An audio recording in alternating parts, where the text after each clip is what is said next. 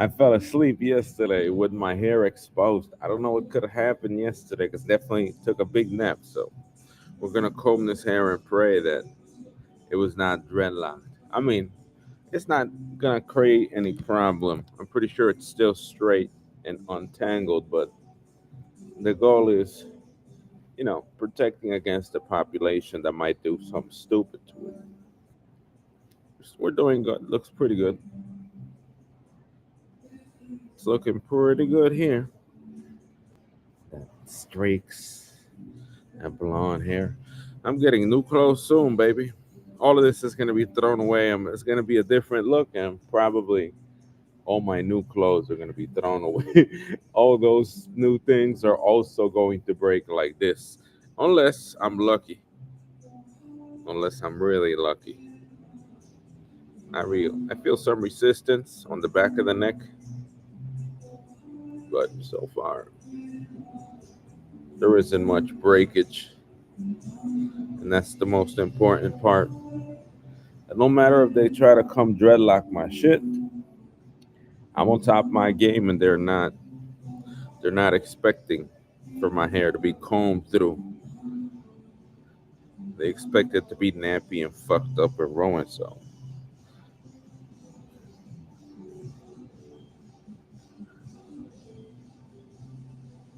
that nice and easy for today. Work. We can't do much. We gotta work. We gotta make our money. We got to make our money. And what happens? We got to do it. There's no excuse. Today, we got to get these $6 into 10. So we have to make three and a half more dollars today, and that's it. Just to square that away, just to get money before May 1st, because it looks promising. It looks like a date that May is right there around the corner, like next week. Not, but May isn't coming till Friday or some shit like that. So Thursday, Friday. So we gotta finish the day super strong.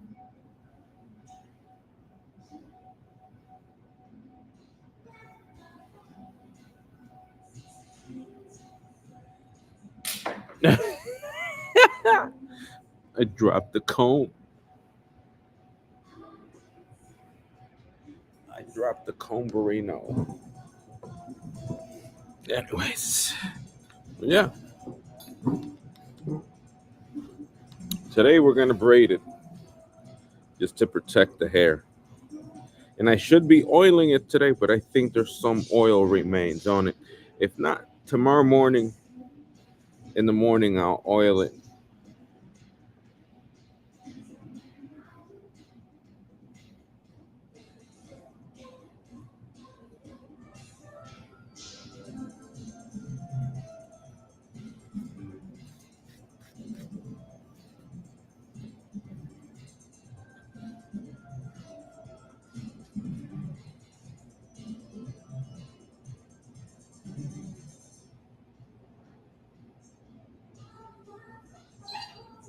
It's an easy.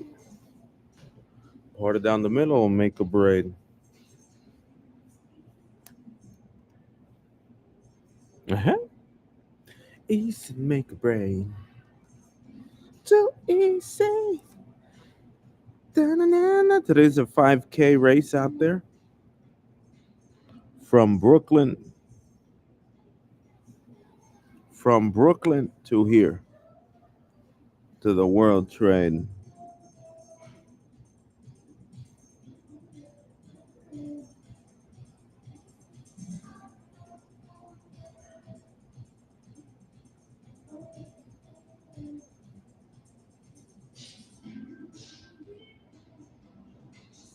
Yeah, I broke the line. Hold on, right there, right there, right there, all the way back. Very nice.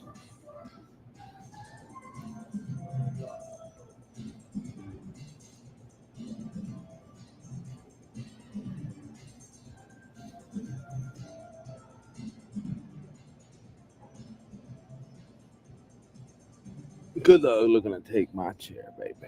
Shit. Competition for everything in the city has to be so brutal. Where's the scrunchie? The scrunchie I took off. Where is it? Where's the scrunchie that I took off? I got this one, but where's the other one? Where the one I just took off? Oh, here it is. It's scrunchy. Scrunchy hour. We're gonna braid this motherfucker.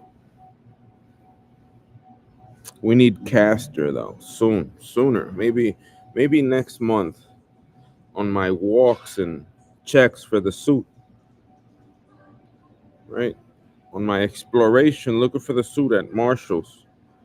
I'll look for a little bottle of Castor just to maintain the hairline strong. That's basically what oil does. I know I'm using olive oil, but you could tell that the hairline's having a little trouble.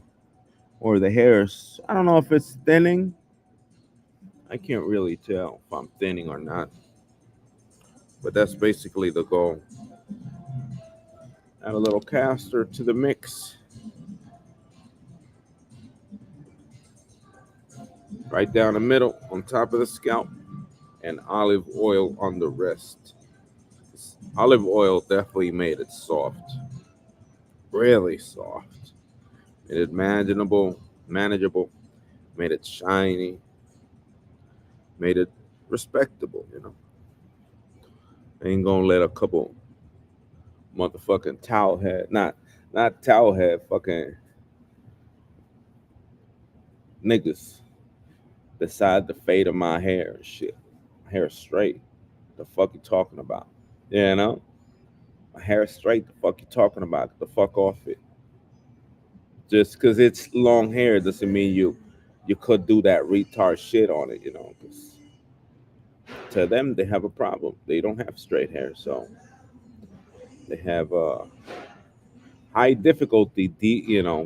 When they think you're soft and having self control, so they want to start doing shit to you. They want to start touching you.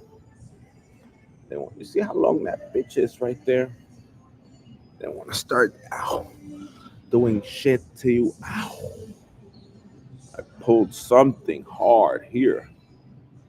Ah, doing shit to you and shit. Respect my hair. It's my heritage. It's my history. It's my background. My hair ain't nappy. They wish it was nappy as the means of their masturbation. Straight up. As the means of they conveying their message. Don't fuck with us. We'll fuck up your hair.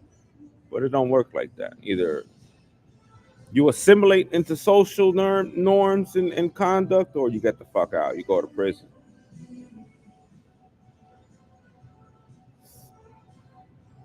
Wrap this bitch up.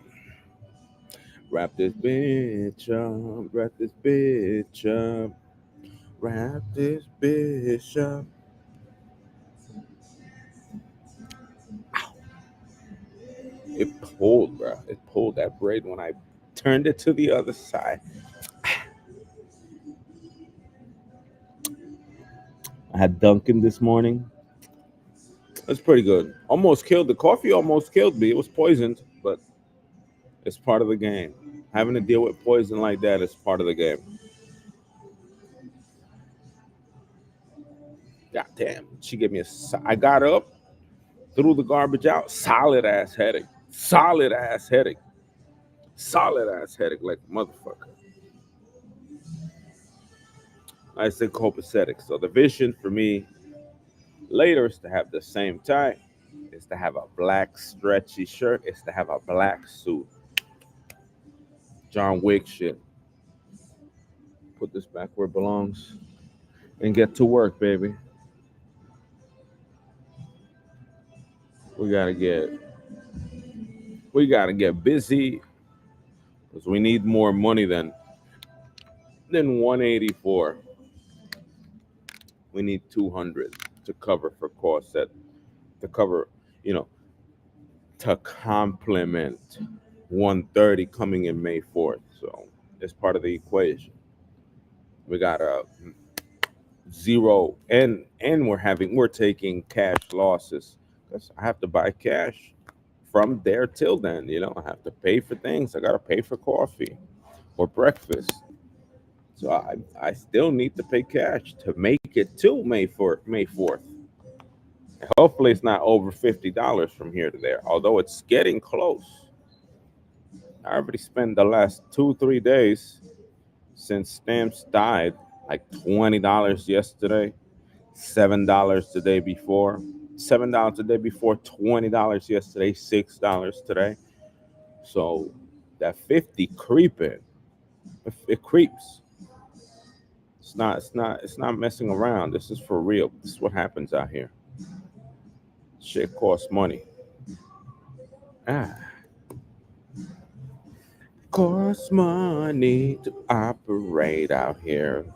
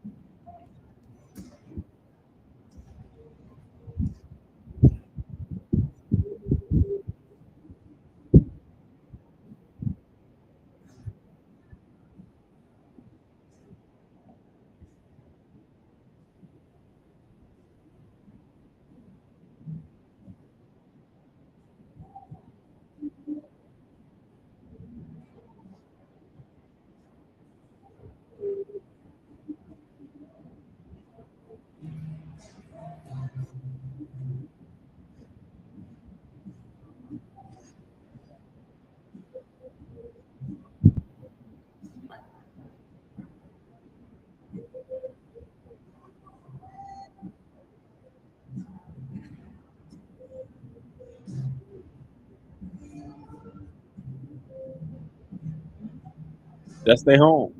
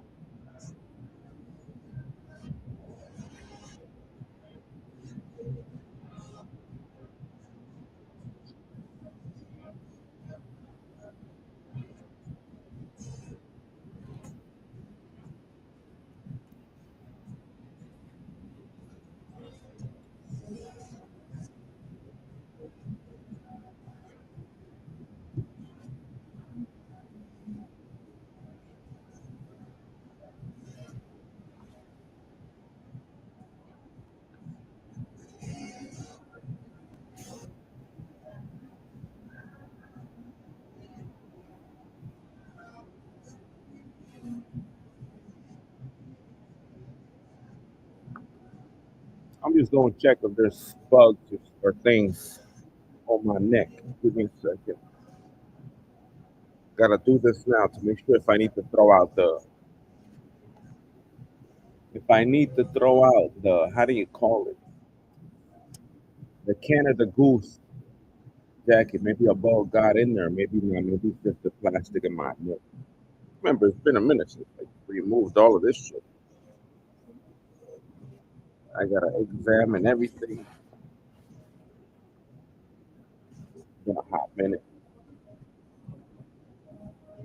You're not alone. Could you imagine people in prison in Georgia with these people walking around with fucking machetes, swords, having to call the suicide crisis lifeline? It's like, yeah, 988 number with a quarter in their hand. It's like, yeah, in this prison, I feel I need to die. You know, I feel like they're gonna get me. Yeah, no, that dangerous. That real, really dangerous. All right, let's inspect. We need to do a clothes inspection.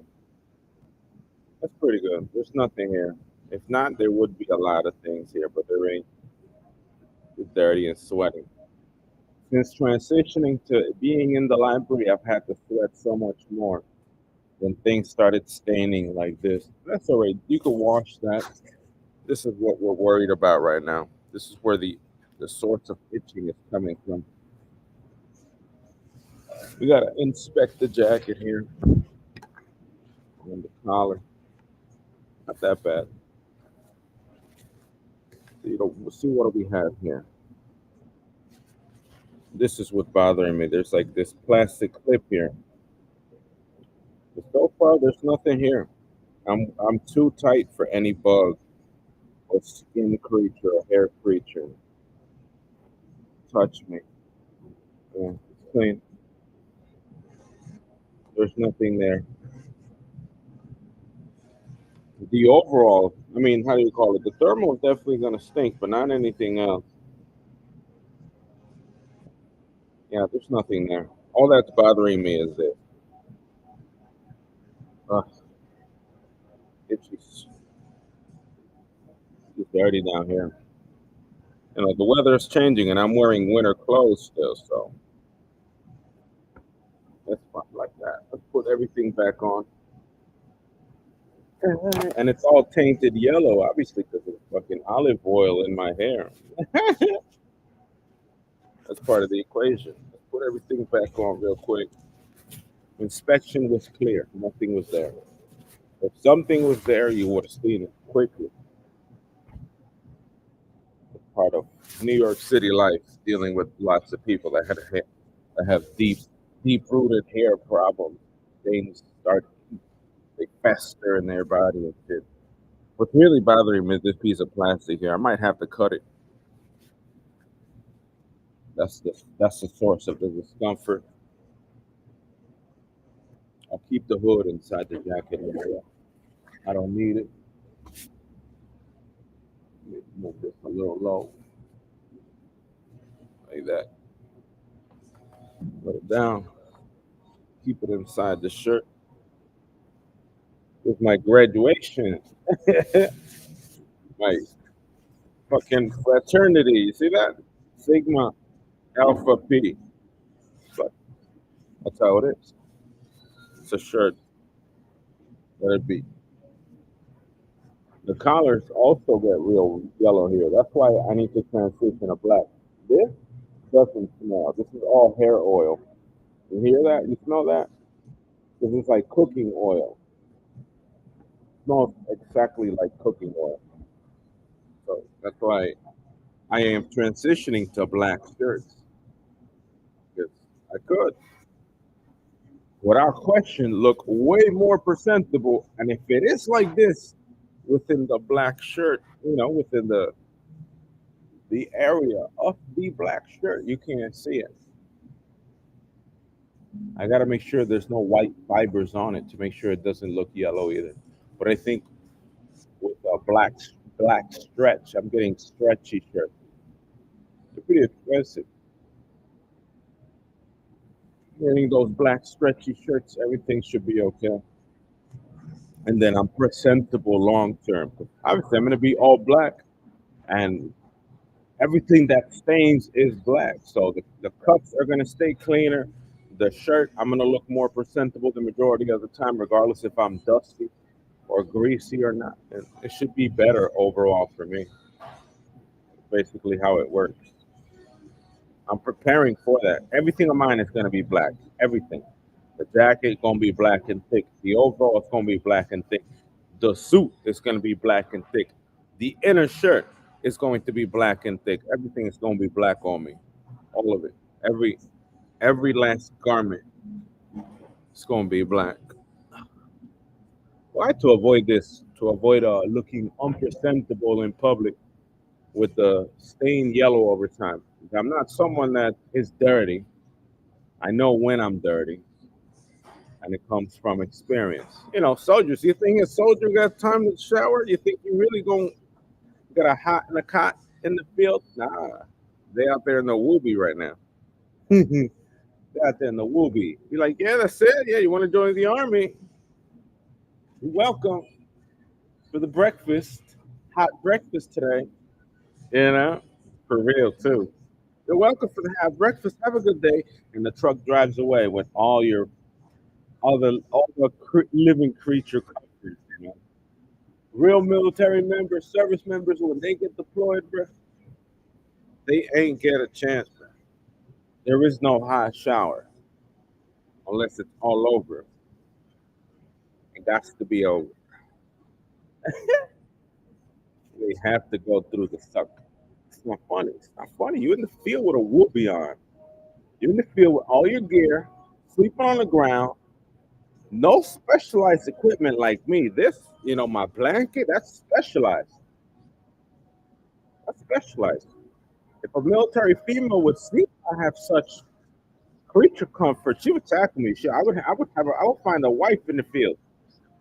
Straight up, if I were to have the blankets that I have on me, like a tarp, a place to lay down on, clean, no dirt, nice and comfort, nice and warm in the winter. Be like, yeah, take off your boots. I'd find a wife in the field.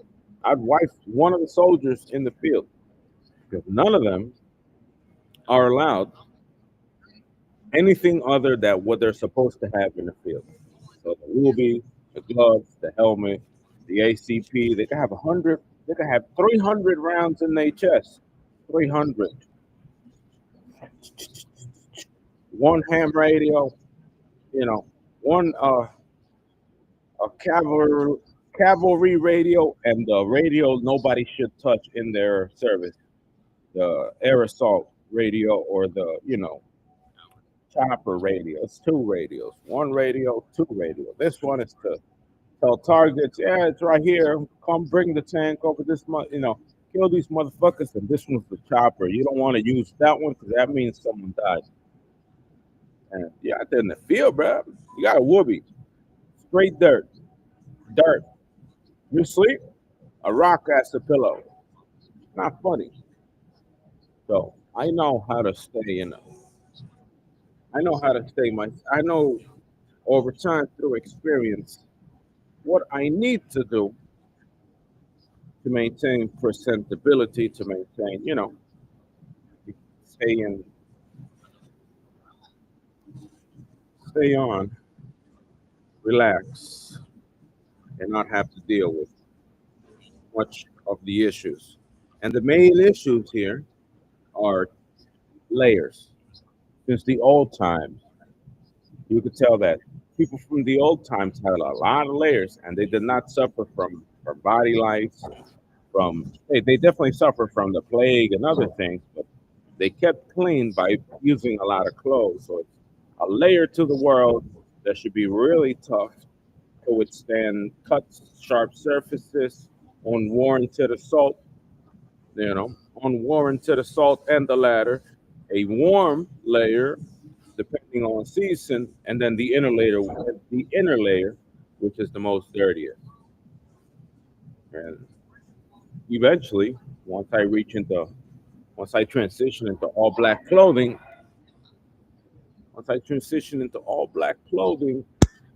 nobody's gonna notice that it's been 3 months.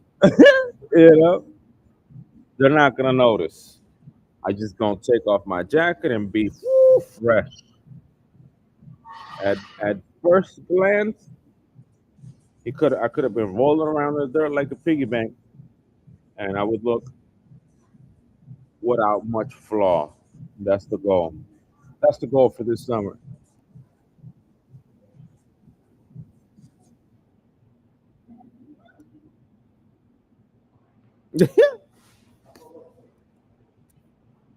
Quadruple murder.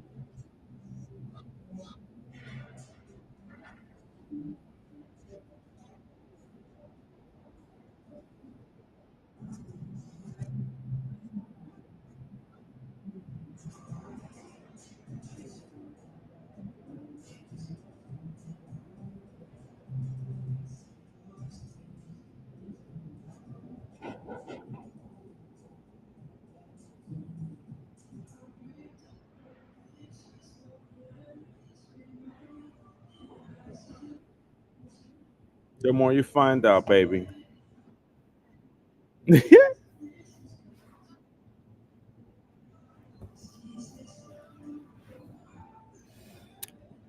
I plan to transition into another style of boots too. I'm thinking of getting 13-inch calf high lineman boots just to protect my calves from punctures, from people trying to stab me with things, with needles in the calf or whatever to get higher protection. Question is, how durable is the sole compared to military sole? Because you know for a fact that military soles have a really soft heel. The heel is soft, because soldiers have to be swift on either the ball of their foot.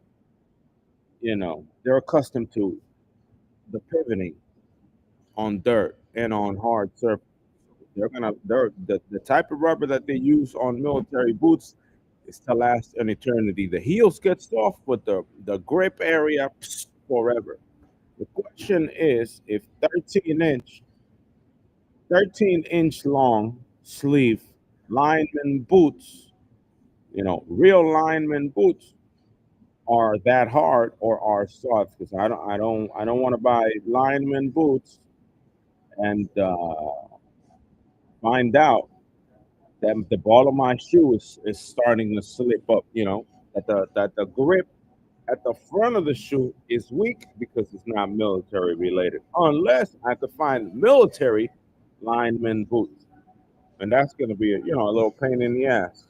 But that's the second thing: full protection on the calf from fucking, it's basically rattlesnake shoe, like a boot, electrician. If a rattlesnake came at me, like, bite into the leather. They don't bite into nothing else. That's basically, and it's thin, hard, tough leather. It's not another type of leather there.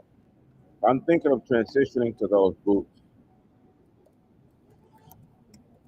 for the sake of, you know, maybe comfort, safety, security, just to feel safer in my skin.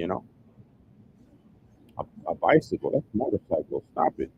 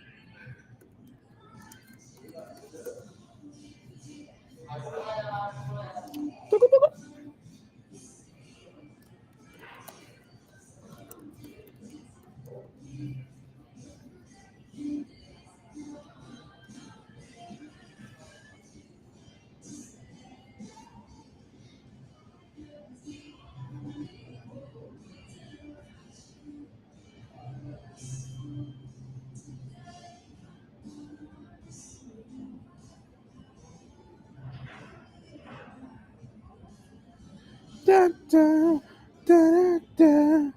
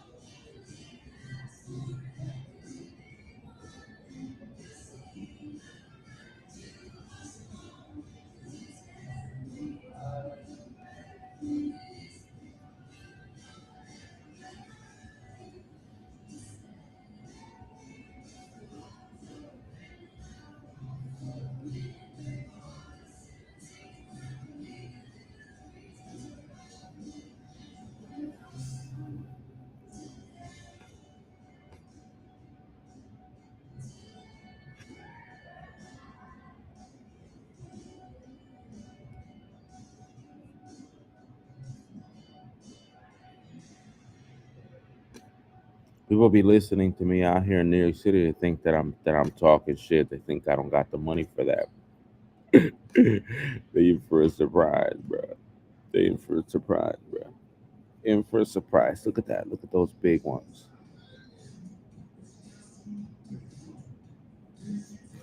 Look at these pole climbers.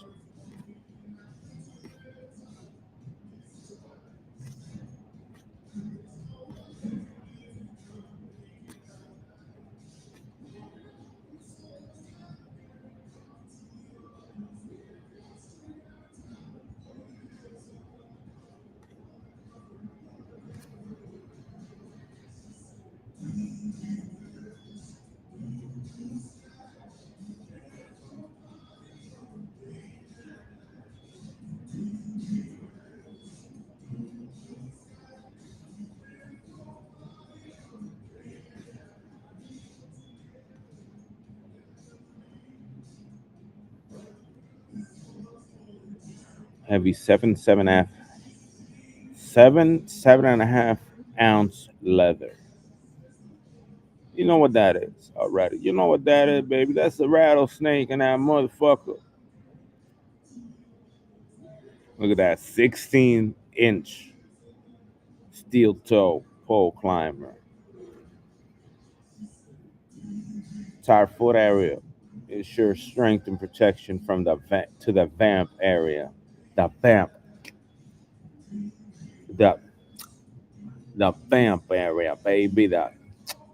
And that same vamp, it could be a hypodermic needle going to my calf. So some protection, ultimate necessity.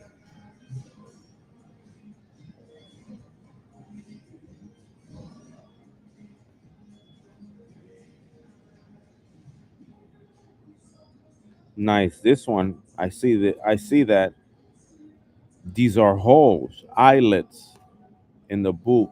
It'd be nice to have not line hooks, but holes so that I could lace them up.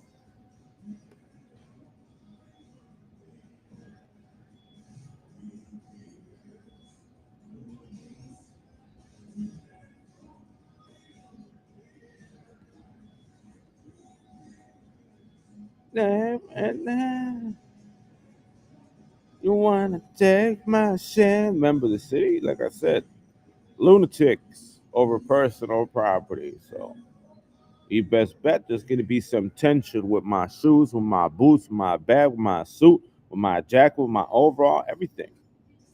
Real tension. Real fucking tension out here. Why poverty? Real poverty. How do I look in the camera? Hold on. Did I fix myself up? I think I did. Look at that. Mhm. I fixed myself up a little dirty, like always. Remember, just it's gonna be dirty forever. I look like I work in leather all days. It look like I'm a shoe repairman. Motherfucking cork and sawdust up in the air, real cork. You know, this. cork stains, everything. So it's like I'm fucking working with motherfucking shoes. And that my family, Bianchi, does that. My Italian family, that's what they did, bro. Yeah, for real.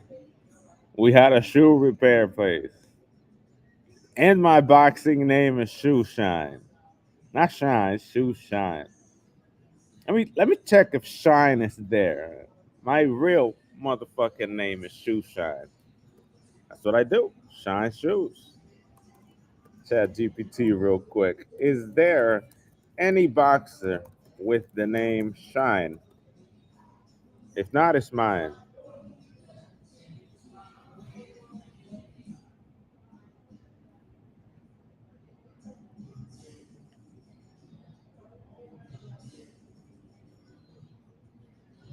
No, I mean nickname. I mean nickname Shine, not name Shine.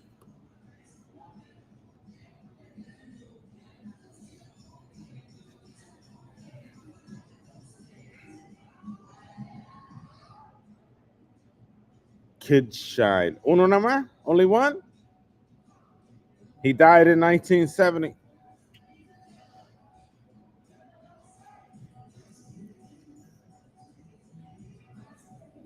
Shine is available, bro. Yeah.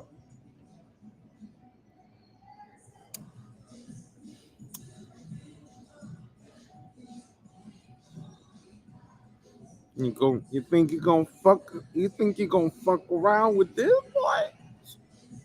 You gonna fuck around? You gonna fuck around and find out about the two piece? It's not. It's not straight. It's crossed. So I said, if your head right there in the middle, you go boom. You clip them. Again, the same way. Never want to hit an object. So, a little. You never want to hit a person straight in the face like that because you're gonna miss. You have to think about the angle that they're gonna get away from you. Either if you're moving this way and you're about to throw the left, you have to hit in an and you have to throw the punch at their head in an angle in which even if they move, they fucking get clipped, or you knock them the fuck out because your punch, your resting hand, you're relaxed and your extended and retracted hand should be behind the person. I would get Ryan Garcia so ready for that left hook, he has no idea. He has no idea how hard I would make him hit with that left hook. He's just quick. Yeah, he has De La Hoya. You think De La Hoya is gonna train him? Teach him my experience in boxing? Nah, De La Hoya is just gonna focus on traditional boxing means, and he's not gonna tell him about power. I'm gonna explain to him. Okay, so when you're fighting like this, you're an orthodox. You seem to be throwing the left hook, thinking it's a one, thinking it's the single tool on your arsenal that's gonna knock someone out because that's all you've seen. Your mind thinks my hair is kind of messed up. Your mind thinks that you're gonna knock him out with that left hook, and in reality, your hook is nothing. Your hook is nothing. Your hook is not doing the damage that it should.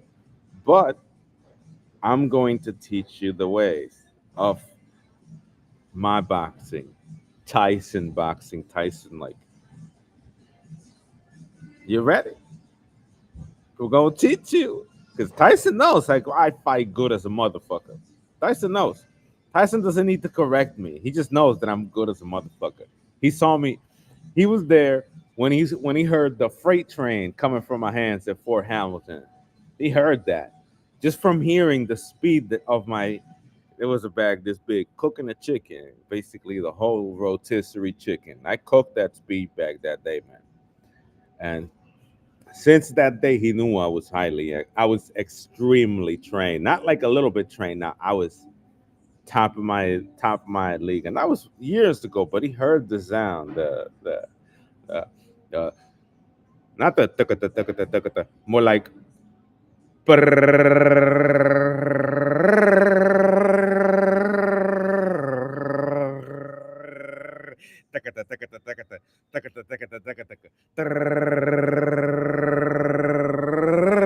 I'm not going like this. I'm going 1, 2, 3, 1, 2, 3, 1, 2, 3, 1, 2, 3, 1, 2, 1, 2, 1, 2, 1, 2, 1, 2, 1, 2, 3, 1, 2, 3, 1, 1, 1, 1, 1.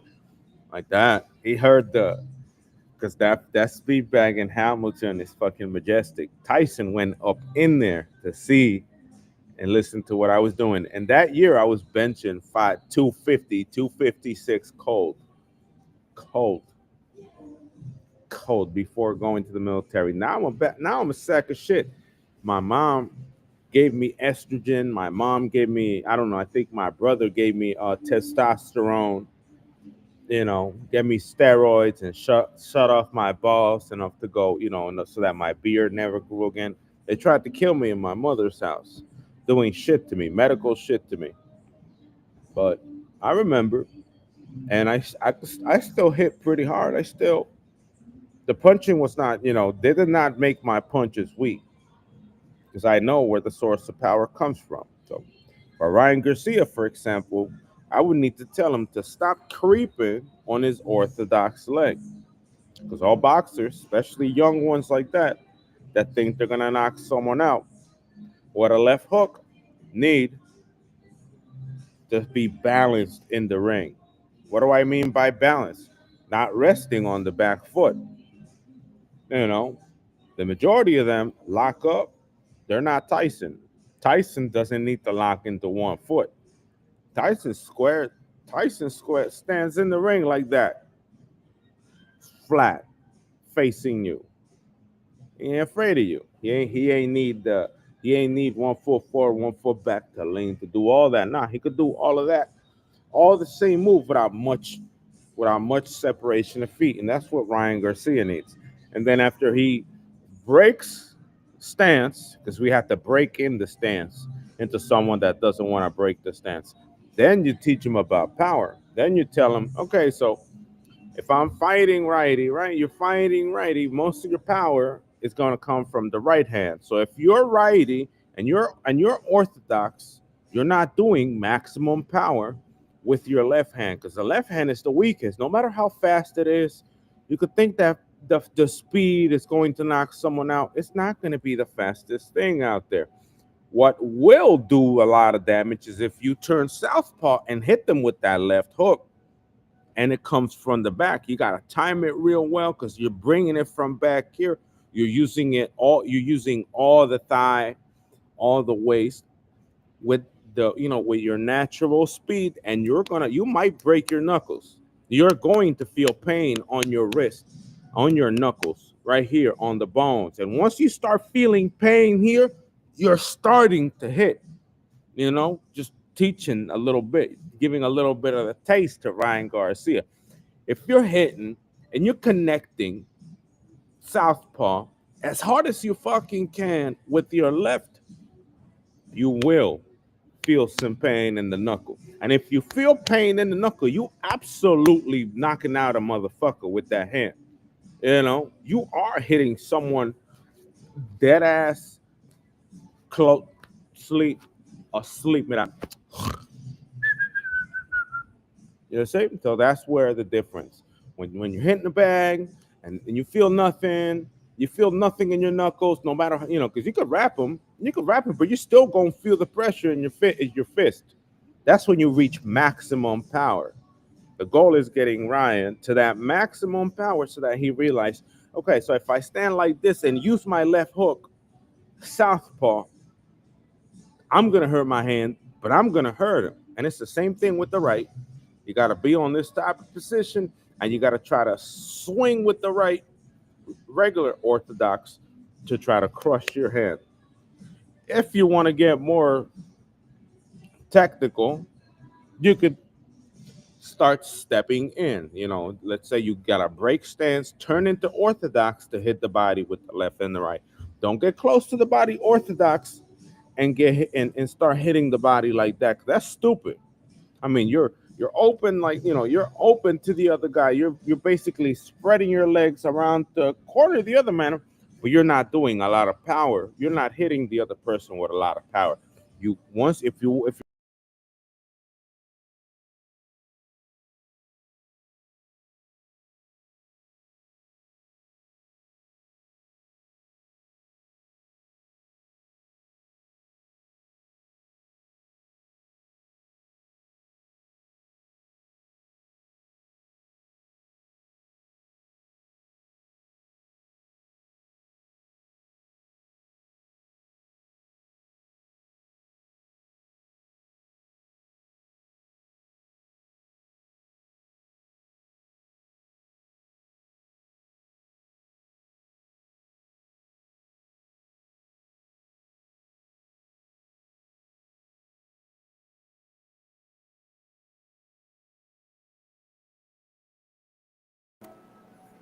So yeah, like I was saying,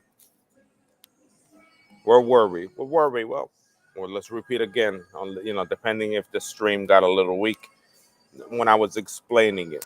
Ryan Garcia's orthodox. He thinks he has a lot of speed and power on the left hook, but in reality, he's not really putting a lot of power in the hook.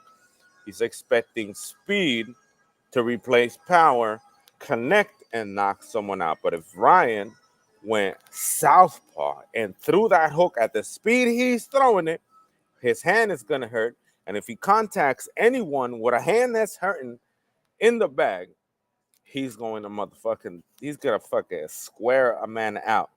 But I mean, splatting his fucking dome in the ground. He's going to be like, bam, and drop a guy for real in a different manner, not with speed, but rather power, which is what I am. I'm a power puncher.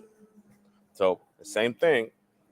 Let's say orthodox, for example, we're going to continue using Ryan Garcia. We're going to continue glazing him.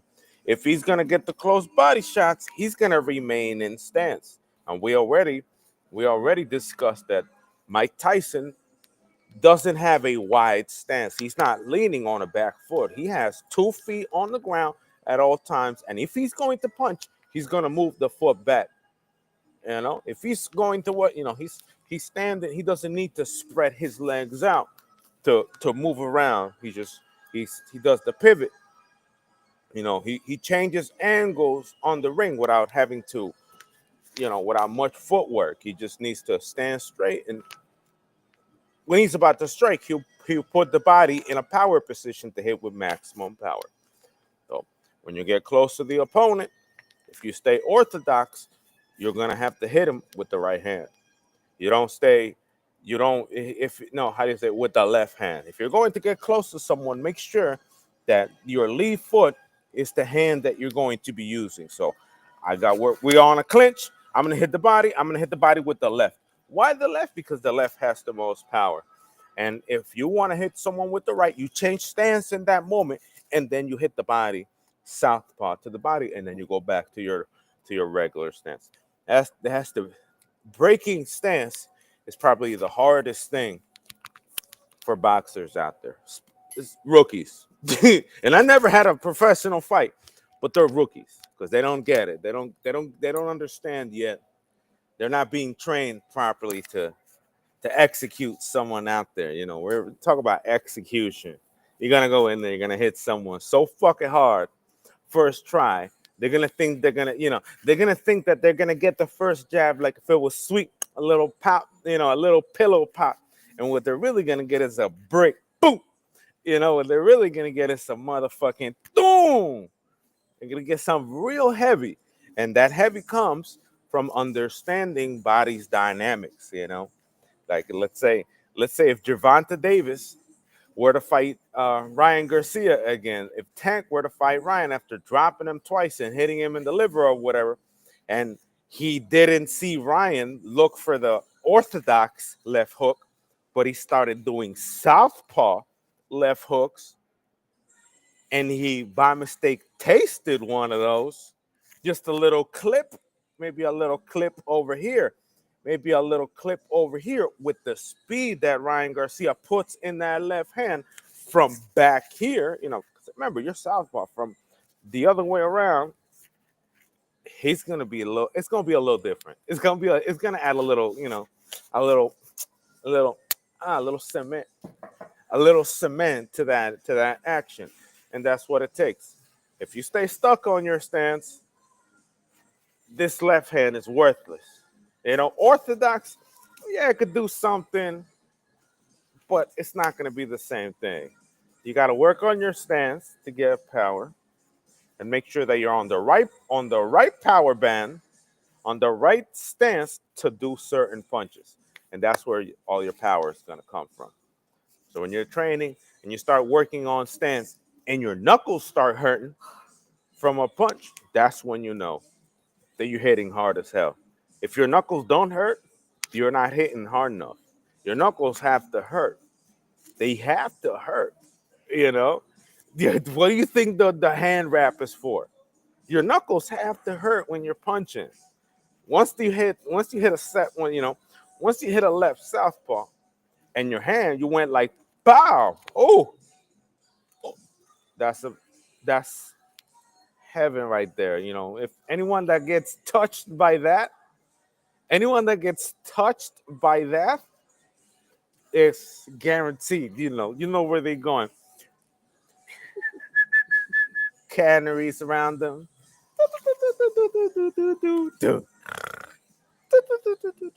It's gonna happen. It's gonna happen. It's about training, and some trainers are not good. Some people are left untouched, like me. I never got any guidance. They liked how I fought Floyd when he found me. That's a power puncher, and it was just doing my thing. A little bit of Tito's adjustment. Yeah, lower your head, lower it here.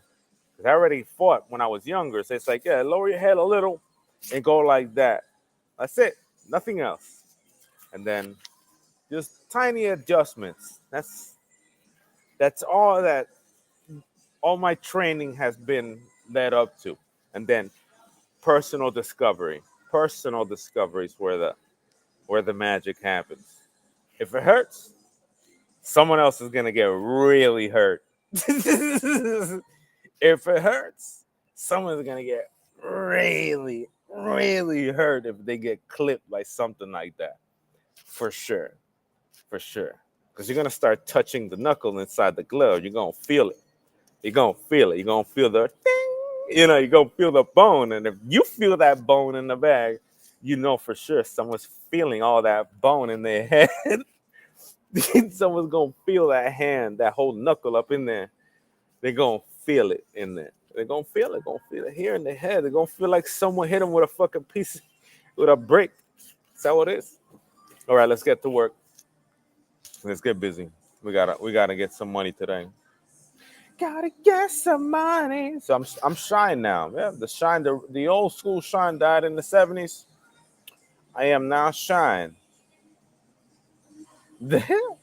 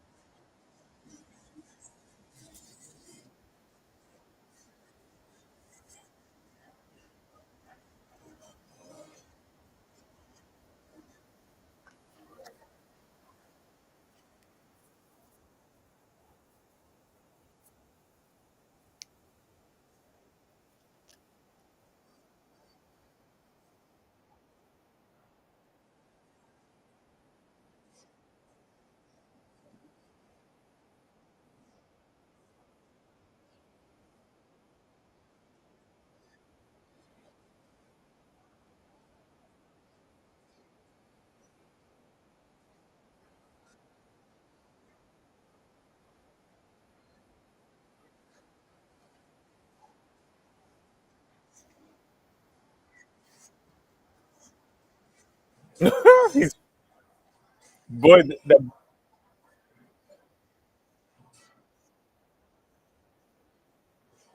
That boy 4'3".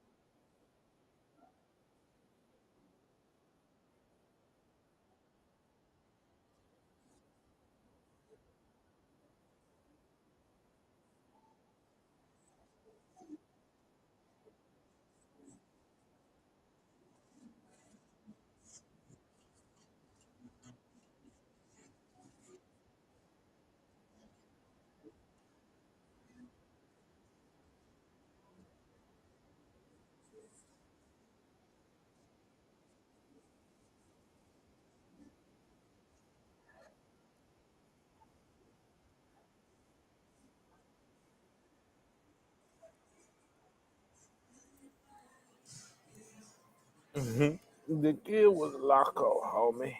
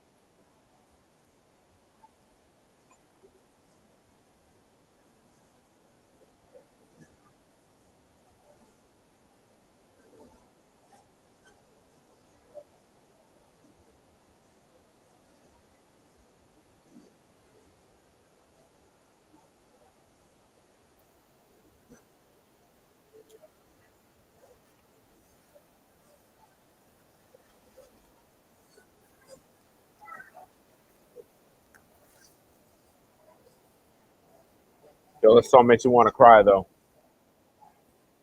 Yo, when I die, King Von, bro, makes me want to cry, bro. Like that. That's how deep in the trenches I'm in right now. Makes me want to cry. Because it makes you want to motherfucking grab a switch with 30 rounds and go find the killer. Go find them.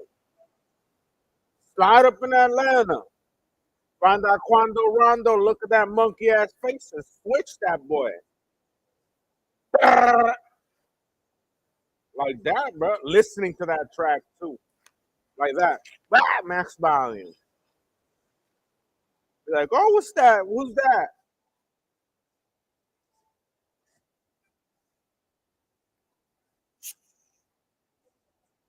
Bro. Holy shit. Hold on, let me pause. It's gonna stay there. Lord have mercy. Extentacion has the same song. They're all the same. Every single one of them died. Remember, I told you on that TikTok, I met every single person that died. Mac Miller, Juice World, Pop Smoke, Extentacion, King Von. I met everyone here in Union Square Park. They were kids.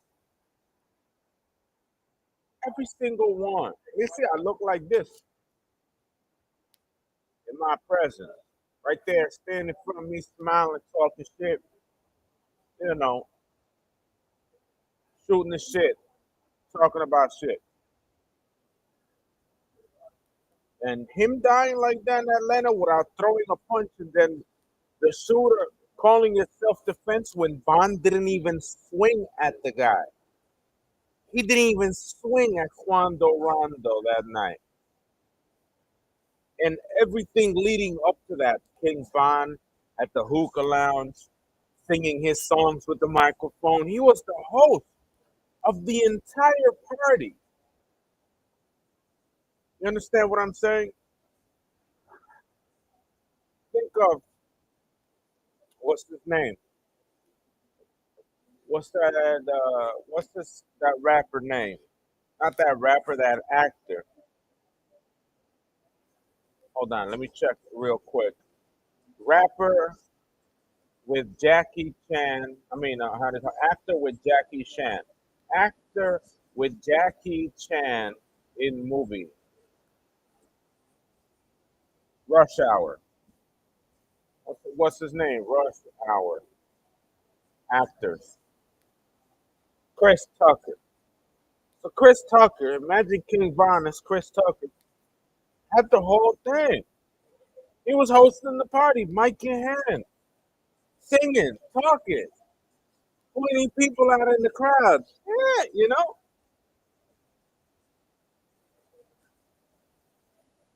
pointing people out in the crowd. Sparklers, bottles, champagne. He was having a time of his life. He gave Boss Stop two old block chains giving out money because he had a lot of money in his hands. So he's giving money to the person that his birthday was today. The whole party was about him, like a listening party slash club party in VIP. The whole night was you listened that night in that hookah lounge, the King Von either talking, cracking at people, them ladies over there, bougie over there. These guys over here, they must not be too happy. Well, like he was the life of the party that night. Mic in hand, the whole night. After that, 2:30 in the morning, he comes outside in the car that he's about to get into. Quando Rondo wants to get in the car. They're about to ride together, but there was some discussion. I don't think he was in the party. I don't think Quando Rondo was in the party. Quando was in the back door of that Mercedes Benz. King Von goes around the front of the Mercedes, dressed all white, pulls his pants up, starts talking face to face to Quando Rondo. No scuffle. You don't see them. You don't see. They sort of held each other by the shirt.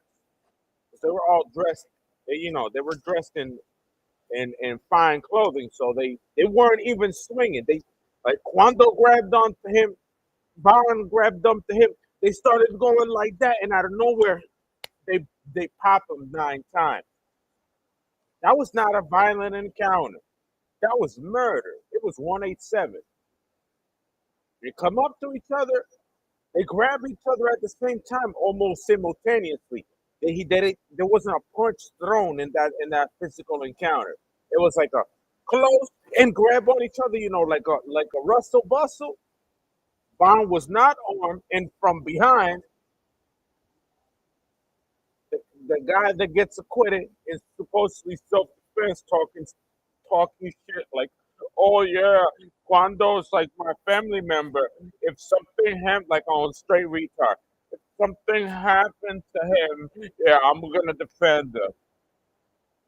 I went, yeah, yeah, something. If there's a threat to my family members, I'm gonna be in there." Nah, nah, nah, and decides to shoot 9 times at King Von, and Rondo just lets go of him and runs the other way. And then he starts squirming because they hit him in the buttocks and in the thighs, one lower abdomen, like Reno area, bladder, legs, thighs, buttocks, shoot him low, and the boy dies. And hearing that song "When I Die," bro, makes you want to fucking rack a slide, bro. It makes you want to rack a slide because he died unfairly. He died on some bullshit. He died on a big failure of the legal system in Atlanta.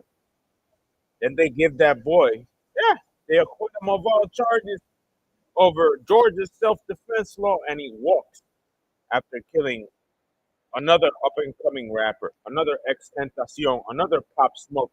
A nobody shoots another Pop Smoke, another Juice World, another Extentacion. It's the same thing. Young guys already platinum, about to reach triple platinum, double platinum, about to continue ramping up in wealth, getting fucking slaughtered by degenerates, by retarded people, by people who don't respect them, or by people making really poor decisions. That song is to strive for, bro. And I'm gonna listen to it on loop now today. I'm gonna listen to that one, see if I tear right here on stream, see if tears fall down my face, because it makes you want to rack on slides, bro. Shit a slide, a switch now, rifle, AR sight, 250 rum magazine, do a 250 drum from a car or something. Reflex on them. Bah, bah, bah, bah, bah, bah, bah, bah, bah, bah,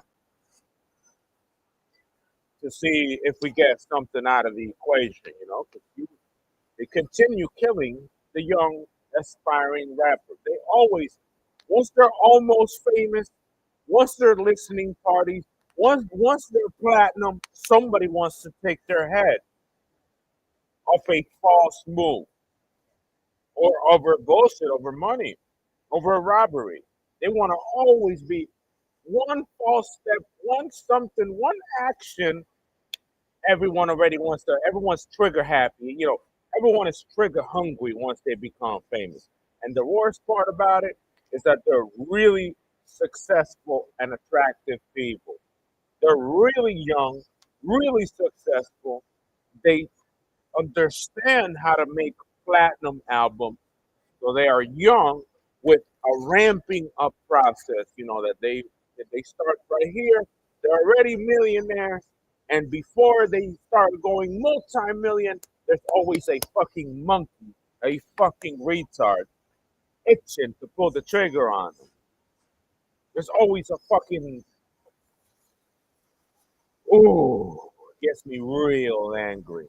The death of King Von, like I explained it, like I explained it through all the scenes, the party, him being host of the party, mic on hand all night, sparklers, women, joking around with the crowd, boss top birthday, giving chains, giving money, gang signs, hug, gangster disciples, blah, blah, blah, or whatever. The altercation outside, which was not lethal.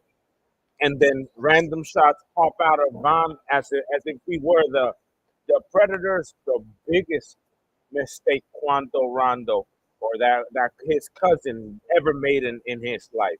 That's the biggest mistake. And Quando knew him. They know each other since way back. So it's and put yourself in that position. Someone you know's cousin is gonna pop you 9 times when you're famous for no reason whatsoever. You're not even gonna get to throw a punch before that internal monkeyness in they self, that nappiness comes out of them. That straight nappiness in their motherfucking ass starts coming out, willing to put not just one round at Ken Von, because you're gonna just shoot once. Nah, he unloaded a 9 mag dump on that boy, and that boy did not throw a punch. Messed up, messed up. It's like every other one. Every other one. It's the same thing. Why? Because black people don't get it. They don't get it that they're anti themselves. They don't get it that they're anti success. And there's evidence that they're anti success. Movements anti you just because you're successful. The only way, if you're black, that you could stand above your peers and make them suck your wiener is to be extra educated, to become a lawyer, to become a doctor, so that they really fucking hate you. That's the only way, because music, you know, popularity, someone's going to be itching to shoot you. It's just like Hispanics in Puerto Rico. Someone's going to be willing to shoot you because you're more popular, because your music is already in America. You know, let's say if I were to be a famous musician from PR, I would have, and I already did for sports in PR. Musicians were angry, right? I had Daddy Yankee, Coscuduela, all these heads angry because pro sports, Red Bull, pro brands had exposure in Hawaii and in the United States. So imagine how they would get over music. If people that are not associated with your thing are willing to do things to you, organize these movements against you. Oh, let's rape his girlfriend. Let's mutilate his girlfriend. Let's run a train on his girl, right? Let's run a train on his girl because he's a popular surfer and we ain't ever gonna be shit. Imagine what they would do if you're music, if you're famous in music. It'd be 10 times worse. So there's always someone from these poor communities itching to shoot you over nothing, over nothing, over a close up face to face. Why did you come to my party at best? Why weren't you here? I was waiting for you, this and that. Why you didn't come to my party? You know, like you were supposed to be here. That's basically what the argument was about. Nothing else. You didn't attend to my party. You weren't there. Grab him by the shirt. What are you doing? You know? You know? Grab him. It's taken, you get shot 9 times for that. It's messed up. It's real messed up for a young child. A child to die like that. And King Von was beautiful. King Von, another Pharrell Williams. Whomever messed up his lips with lip filler, that bitch gotta go to hell.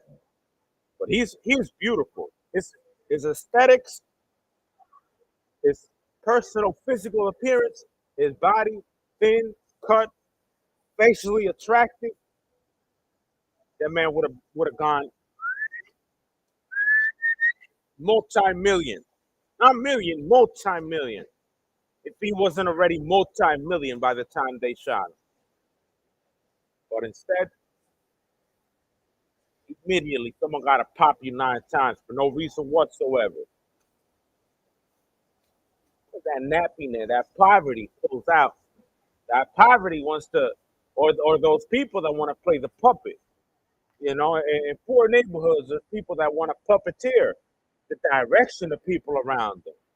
Oh, I don't want him to drive. Let me mess up his car. Oh, I don't want him to have a family. Let me run a train on his wife. on his girlfriend. You know, let me get her drug addicted so that he doesn't have a healthy child and family. Let me puppeteer and try to kick him out of a job. Let me pull the strings. That's what poor people do in your life. But once you achieve something higher, they start picking on strays around you. You see them desperate because they can't stop you.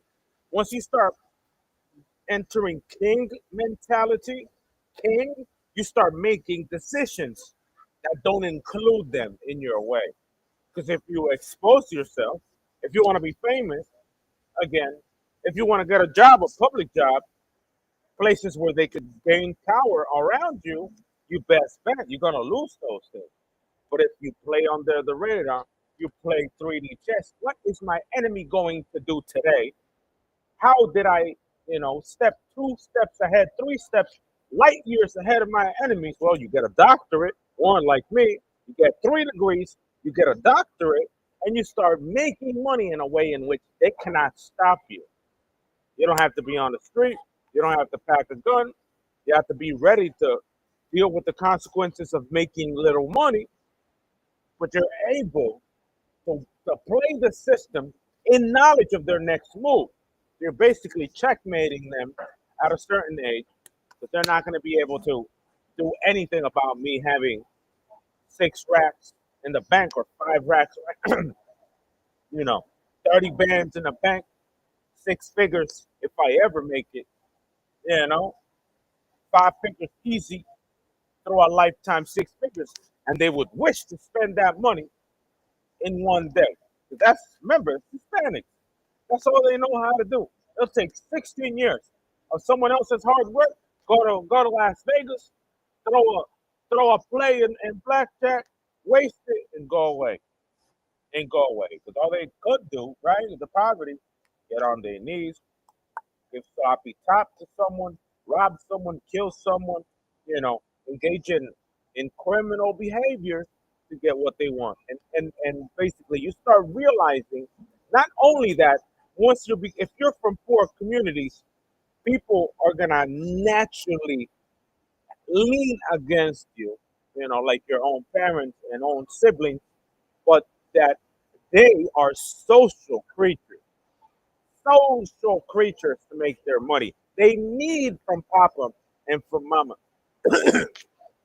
They need friends and people to get what they want. And if you have the crown, you don't need nobody. You got to do it little by little and play life in a way in which there are no threats. No threats of failure. No threats of getting fired. No threats of losing money. No threats of, infinite liquidity. Work 7 days a week. Be your own, put your own effort to get what you want. Because if you don't do that, you best bet they're going to be on your way. You best bet they're going to pop you 9 times for stepping out of bounds within 5 seconds in your own party. In your own party, itching to take you out, itching to take you sleep with your wife, itching to sleep with her and do the same thing they done with pure malice and hatred because they know no better. That's how people are. The people that need of each other that want to get down, oh, let me live, let me live, let me live, like New Yorkers call it, begging to rappers for some free money, right? For some free money.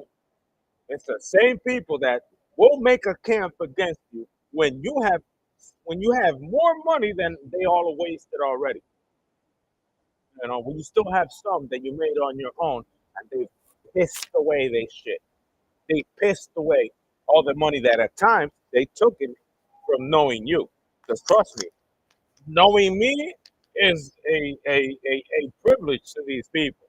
It's oh, please let me go in the party. My friend is in there. It's let me get some money. It's my friend. He's my brother. He's my cousin. He's my sister. Let me get some bread. Why? Because I'm at the top and they're at the bottom. I'm in West Hollywood. I'm in North Hollywood. I'm a Kardashian. I'm a Paris Hilton. I'm a Lady Gaga. I'm a Jay-Z. I'm all these people, J-Lo and shit. And they the motherfucking dirt. They the dirt. I may look like this, but I'm the top, and they looking to be the top never got to my ankles. Okay, right down there in the middle, beg, beg, beg. Oh, let me get some money. Let me get some money, and had life changing money, and they pissed it away because the money wasn't hard work. Because the money did not come from from their own effort, from their own intuition. And those people are the ones that pop you. They all they know is free, lots of heart, tiger heart, little brain. You, if you want to get out of getting popped for a false step, gotta have a bigger brain and use less heart, and you'll make it. That's all they're missing. Trust me. Every impulse action that comes from lion heart. But in the brain, the decision rationale of their actions, it's a fucking empty brain cavity for some people. Said knock on wood on there. It's like there's nothing in there. Well, they come into these things just to be better than you, just to use your people around you, just to beg Kanye West. Like Kanye West had me aligned with Donda to produce, to be around him when he was, you know, producing and making Donda. I tuned Donda. They're like, oh, put it on my ear. My tune. All right, that's it. That's it. For it to sound right. I tuned Donda's track. That with Kanye West. Portable, listening, doing things to work, playing with the sound. But they, on the other hand, knowing that I'm lined up with 80 racks, want to go beg them and exhaust those 80 racks and stick their money in the pocket. Beg, they get on their knees. They don't do zippers and belts.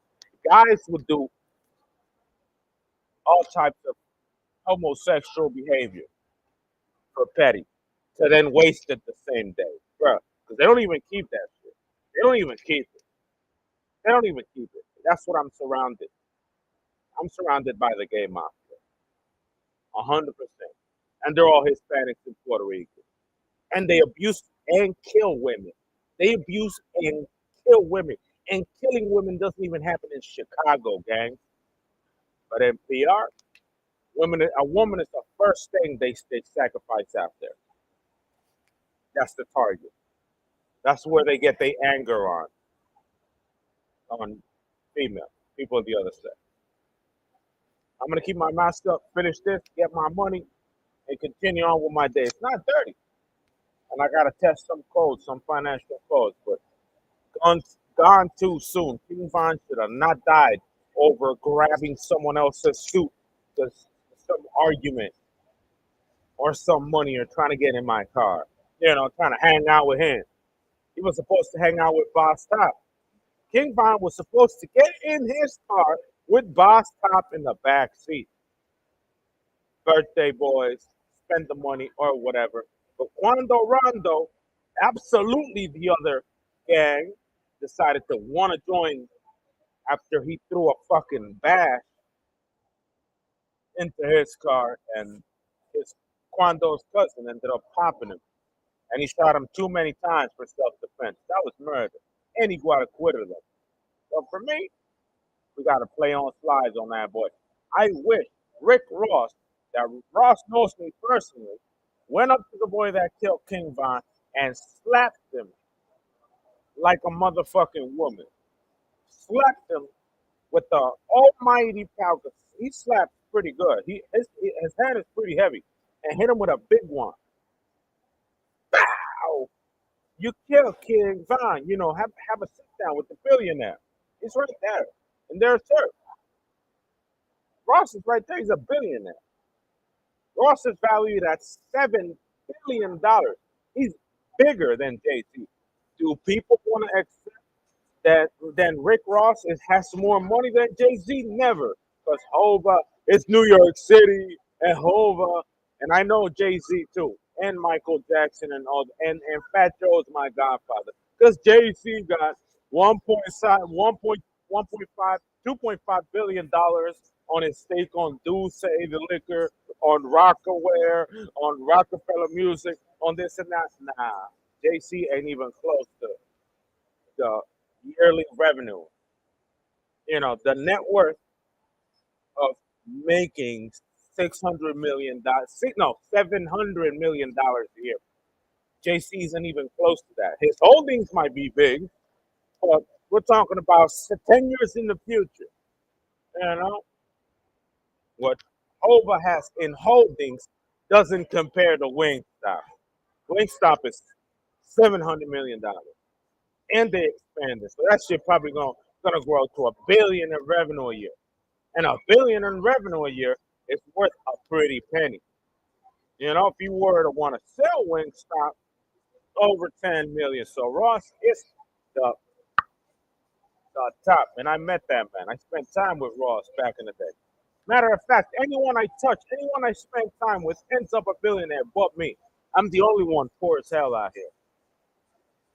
I wish Ross had a talk with the shooter that killed King Von in Atlanta and slap him. Just a big one. Mafia shit. You shot King Von and you got acquitted. You're a murderer. Boom! Bow! In the face. Ooh, Ross, no! Don't hit me. You know, we know, that's on camera that Von didn't do nothing to Quando on that video. Boom! Got him nice and heated, make him think he's gonna die. Maybe kill him right there, nonchalantly. Maybe get rid of that cockroach and move on. But he has to he has to be put on that seat on who he took out. Because he took out people that could have fed other people. He took out someone. Bond was already a millionaire and was going to make multi-millions. And these people, they're cockroaches. The bottom, the guys that like to zipper down grown black men, the guys that like to do the booty stuff, right? Do the booty and the sucking, like to kill, like to take life of people that make lifetimes of their money. How much you think they're gonna be able? How much if they didn't think making money from other people, begging, oh, give me life or favors. If they didn't think about giving, asking for life or giving favors to other people, how much money do you think they're gonna make in a life? 30,000, 40,000. So think about 40, 30,000 about their lifetime being poor as hell and who they kill, who they target. Someone that makes 50 of their lifetimes in money, instant to kill, generational wealth. You better ask somebody because I don't have a crown on my head for no reason. I didn't earn a doctorate. They gave that shit out for free for $140,000. You better pay attention who these people target because it's the lowest scum. It's the beggars. It's the oh yes, I would blow you. Let me blow you. Let me get that money. I'll blow you for that. Those are the people that be murking, murking women and be murking future money. Future rich people. Those are the psychology, human psychology. Those are the lunatics. Lost in the sauce, weak body chemistry. Swing this way one day, swing the other. Be real macho one day and real weak and feminine the other. Those are unfortunately the people that sacrifice others out here. It's serious. It's a shame that King Von passed away, and I'm gonna continue pushing for that guy to suffer something. He has to see it. He has to feel. He has to feel the consequences coming. I need him to feel the consequence coming. There's gonna be pressed on it. I need him to feel that he killed King Von. He hasn't felt that yet. He went to prison, this and that, but he doesn't feel it. They sort of celebrated it. And they arrested Dirk. Dirk comes out the 6th of May. They arrested Dirk. Dirk is the only people that shot the Quando Rondo camp up. They tried in California. They tried shooting at Quando and the convoy that they were at on a gas station in California. But remember, Quando got roped up on that RICO, so I'm pretty sure he's not going to be able to avenge Von. And if you understood why King Von killed, you would respect him even more. You remember, I already said it multiple times. Remember Boys in the Hood, the movie with Ice Cube at the end What did he do? All his boys is dead, right? They're all too much crippin'. They're all crippin' in LA. At the end of the movie, one of his members decided to blow the group up eating hamburger joints in and out, blew four of them boys up with an AK, and Ice Cube had to man up and finish the job. And he finished them off on the ground, turned around all wet, pow, pow, pow, pow, and finished everyone on the ground that was still squirming and still alive. And he did that because they were getting at him. And King Von is identical. King Von did not seek to kill anybody. King Von was losing close friends. King Von was losing associates. King Von, they were killing his friends and his group and his gang in Old Block. They were liquidating parts, groups of people among different faction gangs. Were killing his gang until King Von woke up, hopped the porch, and liquidated 6 of them. Every single Old Block member was get back at members that they killed. It wasn't the other way. You know, it wasn't that they were out searching for people to kill for no reason whatsoever, just because they were going to get back at them. Now, they came back to, they went to other blocks. They were hunting other people down because members in their hood were dying. So they were dropping in Old Block. And that's the only reason why I respect Von. Because Von is an Avenger. Von is an Ice Cube. Von is a white politician in prison that had to turn into an Aryan Brotherhood member because he had no choice. I don't know. You don't know what happens in prison, right? So you're a politician. You go in there for, unconsequential manslaughter, driving DUI or whatever. You're not looking to kill somebody on the road, and you end up in prison, right? And an AB member, someone that's made from the brand or whatever, stabs someone, and you by mistake got that shit in your pants. They put you handcuffs, put the blade between your dick and balls on your ass crack, and you're now associated. You're now an associate. Inconsequentially. You did not try to do that, but now you got to defend yourself. Now you're a wood. Now you're stacking wood up. Now you got to fight. And it can happen to anyone. And that's about loyalty. What Von did, 1,000% loyalty. Had to get back to his friends. Had to go out there, shoot people. The politician, regular white America, went into prison for some bullshit, came back, a made Aryan Brotherhood member. Came back with loyalty in the streets out the ass, and went and ended up coming back to prison and calling the shots in the end, from forgetting about his family and his son. That happens to people. People have to go through that shit. King Von is the consequential of what happens to real people. Yeah, you want to defend your turf.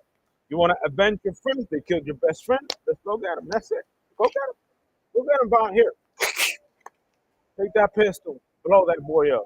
You found him, right? You know that's him. Yeah, go get him. That's it. It's simple. That's how it's done. So they were good people. Von was good. Never forget that. He wasn't bad. He was slaughtered 187, homicide, and acquitted for that homicide. For doing nothing. For doing nothing. For grabbing someone else by the shirt and going, together. Let's say you and me, I have a suit, he has a suit, and I'm gonna grab him by the suit. We're gonna and then pop. They start popping me from my back for no reason till I die. Never forget that. I'm gonna keep my mouth shut. Continue listening to that shit. Don't forget, they were the Avengers. Old Block Avengers. Get back gang. For people just wanting to take them out. I just want to kill them. Other gangs had them as targets, and they started dropping one by one. And Old Block, for every one that they dropped, anyone that was anyone that was near them, they took out. Anyone near the objectives, clean them out. Clean them out. Everyone. You involved, clean them out. Don't forget that. There's too much evidence of that on the internet. There's traces that when something happened to Old Block, they responded. When something happened to another Old Block member, they responded. When something happened to a really close Old Block member, they exploded that way, like 4 people at the same time. 4 more. That's it. That's voice in the hood, right at the end. They killed three of your homeboys. You come back with a chopper. Ice Cube pulling out. Bow, bow, bow. It's the same thing. Getting back, protecting your people, loyalty to your friend, loyalty to your neighborhood, loyalty to your household, and those you keep close to you. That's the nature. That's the root of their behavior. Loyalty. And a soldier does it, and a police officer does it, and all these people do the same thing. Those human behaviors are exhibited everywhere else. There are people that do those things. Some of them are 100% murderers and predators, and the other are 100% loyalty. 100%. You are loyalty. 1,000% loyalty out of 10. Never forget that. Make sure it's not you. Make sure you're not a predator. You know. Make sure you're not the predation and you're the loyal. We're watching. Let's look for that song now. When I'm gone, slow down, King Von.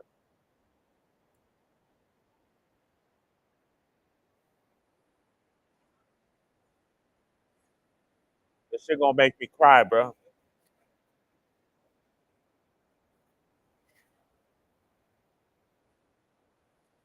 So it's gonna make me cry, bro.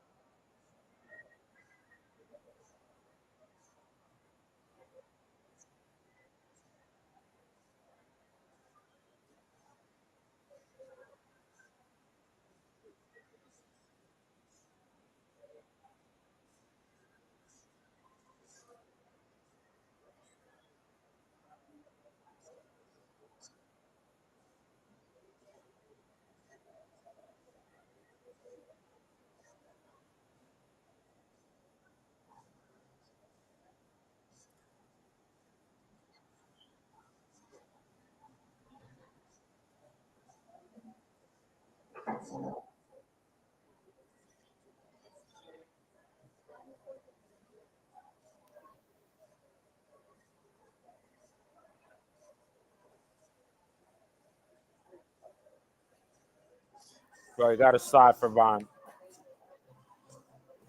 Someone got him, man.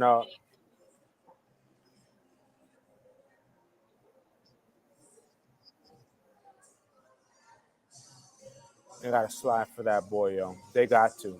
They got to, bro. If someone don't slide for Mr. Bennett, that boy gonna live old.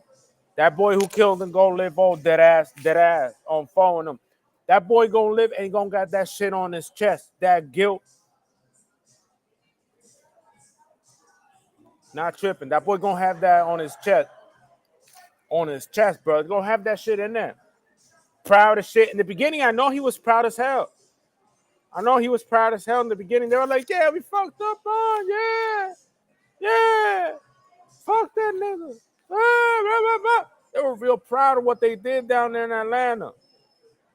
But there's a lot of people like that in Puerto Rico with loose ends. There's lots of them. Knock on wood. There's hundreds with loose ends in PR. You know where they end up? U.S. Marshal, 200 rounds. Dead ass. Dead ass. Like that, loose ends, they got, they wait. They grow them old with that gray hairs. They get arrested on other charges unless right now at this age that they are right now, they get roped up for life for what they did. But in PR, where the justice system is a little bit lax, a little easy for them, they grow real old, 43, 45, 50, 52. And then, the receipt pulls out. They pull out their receipt. So, weren't you involved in Mr. Bennett slaying in Atlanta? Start running. 200 rounds. Those loose ends don't get very far. In life, you get what you deserve. They're going to end up sliding on you. That's the rules of the game. You're not going to get away. Are you the Zodiac killer? Are you Ted Bundy? Are you any of these people that, went to the woods, to the American woods to live out of cabin for the next 15 years? You got a name and address, buddy. And you took a really important body from the entire world just because he was famous. Just because of jealousy. Straight politics and jealousy. Someone with a lot of loyalty to his own close circle. A lot of loyalty. Really large amounts of loyalty. Militant style loyalty. And they unfortunately were the good guys. They were not the bad guys in the majority of their crimes. As if you investigate Trap Lord Ross, Mac Mula, you investigate these people that do real in-depth investigations on all their actions, connections, FBI related, like a presentation, FBI, close to FBI investigations on YouTube, and you realize that these people are on the defense. So King Von, throughout his whole time making music and trapping and on that drill music, he was on the defense. So that boy in Atlanta got something coming for them. They do. They're not going to walk away from that. It's just not possible. They're going to walk away from it in jail doing life in there. That's the only way. In there, inside a cell, bars, in maximum security, you're the safest. On the street, not so much. He's not going to have a happy family with a white picket fence and 2 cars on a 3-story home. That's not going to happen for people who do that. They always end up on the low. They killed a multi-millionaire, 100 million. They killed 100 million. It was a teenager. He was just another Pop Smoke, another famous up-and-coming star, or already a superstar, and they got away with it. So, it's going to take some time, but the receipt got to be pulled on that. Because if you don't, where's the world heading? Is it worth being famous? For them? Hell no. If a random person is gonna pop them, not worth it. It's not funny. But I'm done with what I had to do today. I already made $10 today, which is optimal.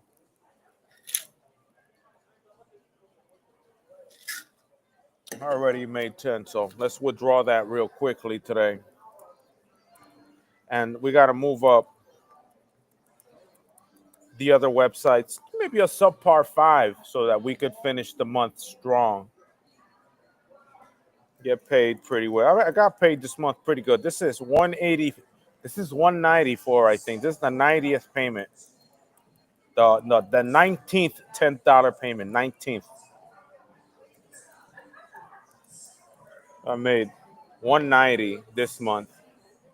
194 around there. Not, I mean, maybe 200. That's basically my monthly earnings this month. But it's dangerous.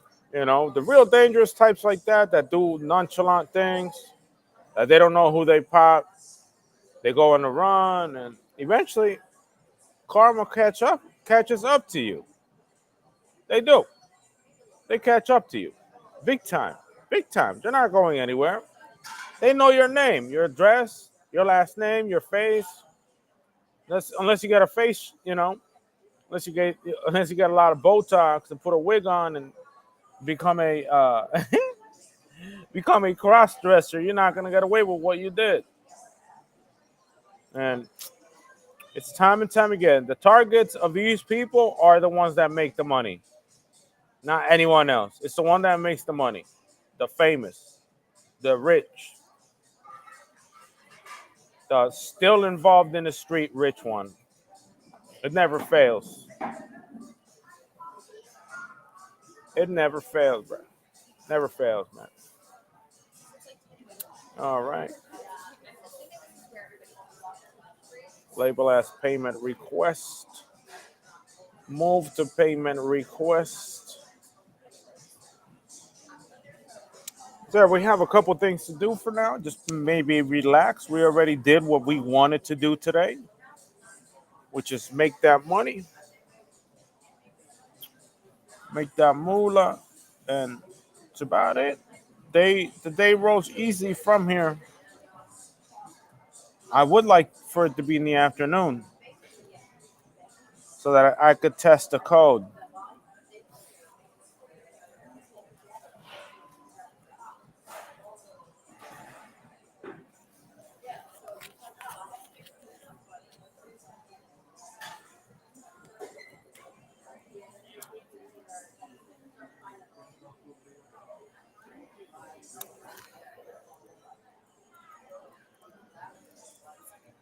It's 10 in the morning, and it feels to me like if it's midday, 1 o'clock.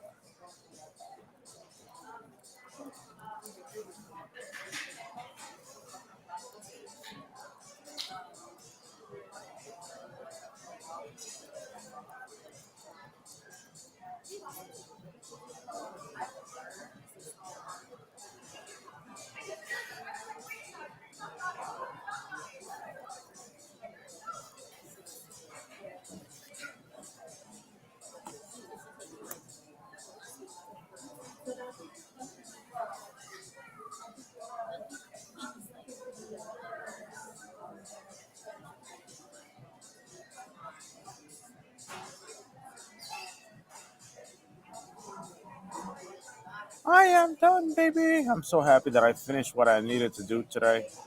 I'm gonna do when I die on my virtual DJ. Hold on. When I die, King Von. I'm gonna do it with the turntable.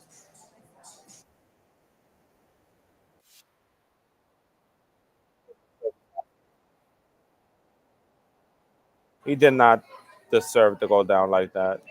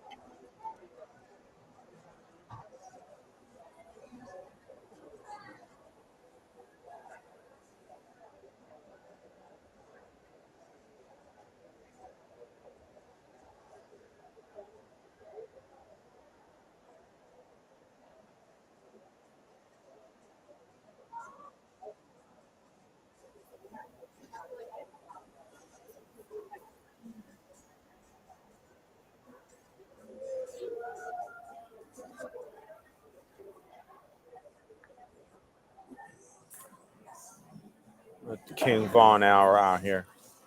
Let me play it on my stream. Where's my? Let's crank up the music in here. Get it real loud. Let me turn on the pitch just to make sure copyrighted content might get flagged, but let's move him up a scale, an octave higher. Right there, octave higher. Now let's slow King Von down. Let's pull out the phaser. Let's pull out the filter. Let me move the shape into a square. Turn that bitch on, make it 50, pitch on, and slow this bit down.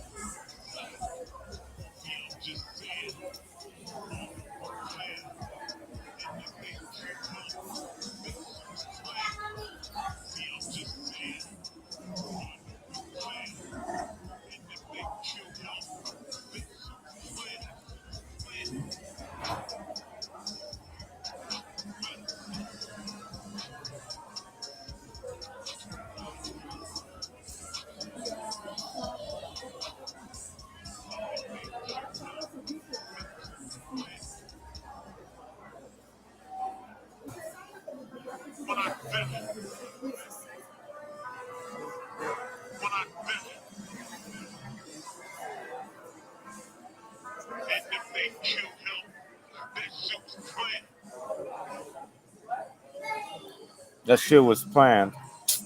Motherfuckers.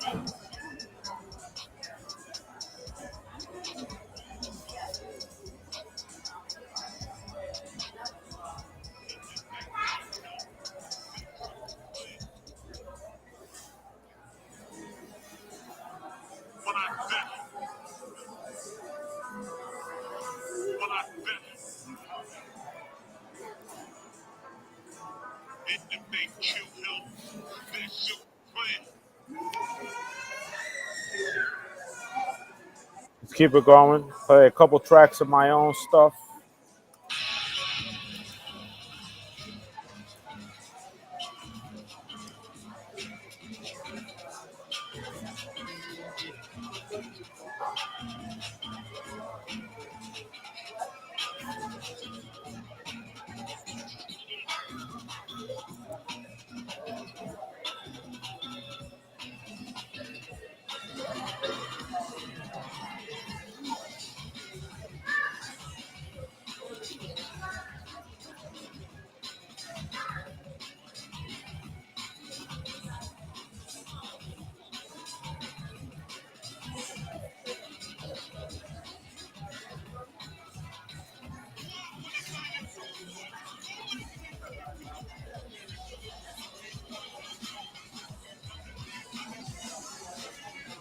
Pause.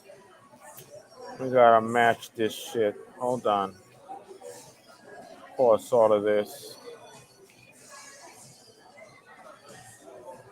Why is it happening now?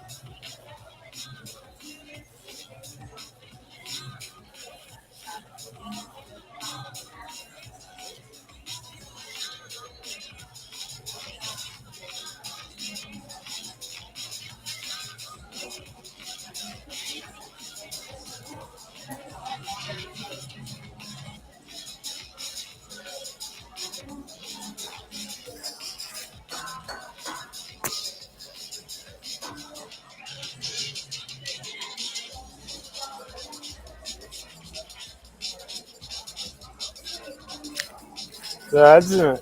¿Quién es el champion, papito? No hay break. There's no break in this. Yeah, we got novatos. There's too many novices. This is straight. Plug me in. Novices. This is 100% permutation out here. This is not Logic X Pro. This is not Ableton. This is not. This is not the Diesel Boy. This is 2 and 2. Pick a track, take a track, blend it, drum and bass. That's how it's supposed to be. Champion. You'll find someone out there that can find tracks and sandwich them together to make something as good as this. Dada don't play around. DA don't play around, bro. I don't play, but I keep myself down low, you know? Because if my music were to have an owner, they would all be Lady Gaga. I'll be Lady. You know Lady. Me and Lady have a really good connection. So if my curated list of tracks you could leading left. They're always gonna be basically you lock the beat to the one on the left. Every time I always lock to the left, I'd give them all to her. But that, if you were to have a Lamborghini Urus and you would be listening to that, you might die. No, that ass, you might die, bro. You might die. It's not funny. It's not laughing matter. You may go, and it's boom. And we're gonna just a little promo. I'm not gonna repeat it again. Should I? Should I repeat it again? Go for seconds. Where are you guys? Did I close the window where you guys are? I can't tell. Yeah, you guys are still there. Let's do it again. It's already on YouTube, so you guys can't use the stream to claim as yours. I already clipped it, and it's copyright free. It's mine. Has my name on it. So stop it. Stop it. And I wish YouTube understood the needs of DJs to produce, blends of things without being reported, because they know it's ours. They know it's ours. You think anyone else is gonna put these two together? Nobody. Not even in 1,000 years are they gonna. They're gonna take generations of men to put these two tracks together like I did. 3 centuries before decides, how about we put these two tracks together and claim that we're Dr. Roman Bonilla? Nah, you're not gonna do that. This is me. We're gonna go for once more round and that's it. Let's play it again. We're gonna do a encore of this track and be on our way.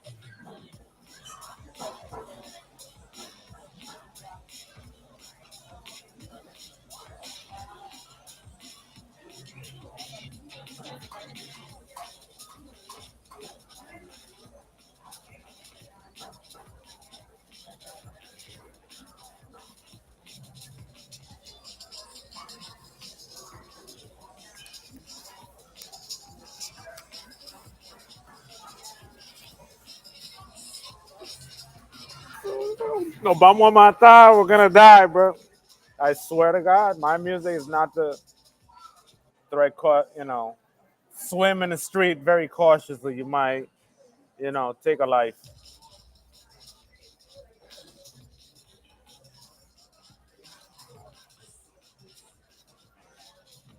I don't promote street racing, but I do.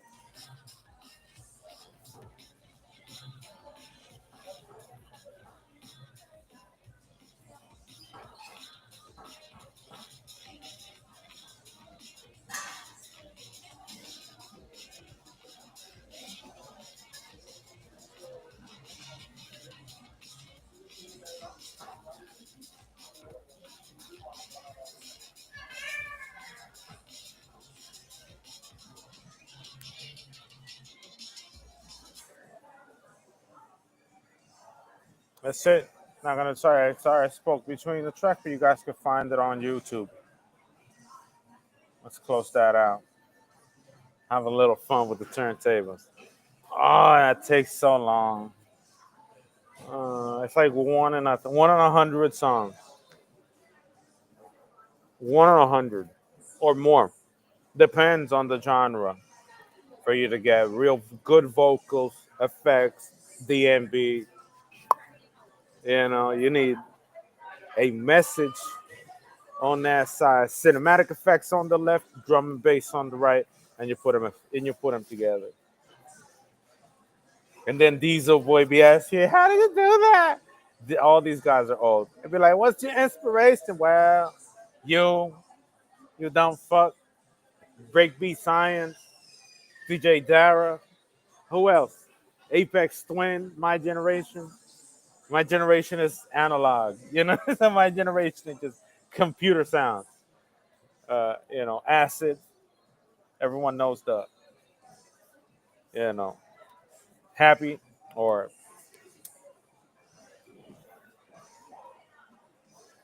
uh, Paul Oakenfold is a good mention. Sven Vath, John B. Those are people that ended up entering through here, coming out through me. Not easy. What I do is not easy. The goal is looking for tracks. That's the hardest part of it all. That's the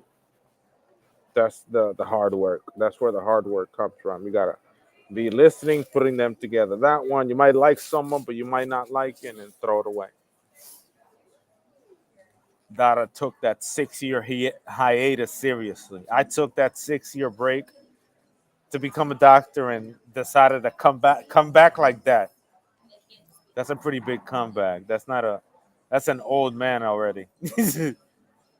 That's not a young kid making drum and bass. That's an old man already. It'd be like, maybe I'll make 1 million views. Maybe I'll make 1 million views. Maybe, maybe.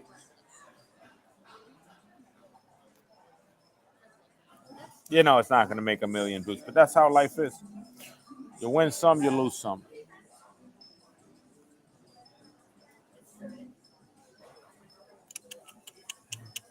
All right, we got to make more money. Let's go to Drumo real quick. I'm going to sell my gun. Boom, boom, boom, boom. But the bomb, boom, boom, boom. Boom, boom, boom.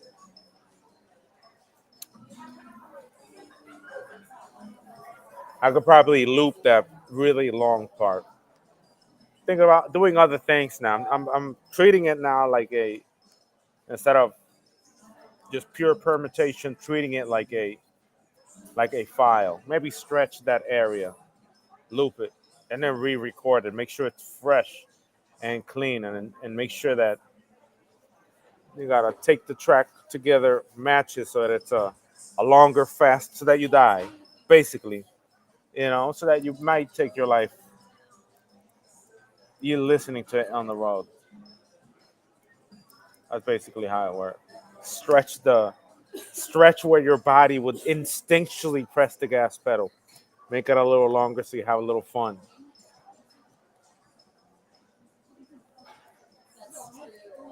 A little longer. Not just not let it fresh like that, but give it a little give it a little stretch right there. So that's about it. We're waiting for 5 o'clock for the stock market to open to test the codes we created yesterday. Hey,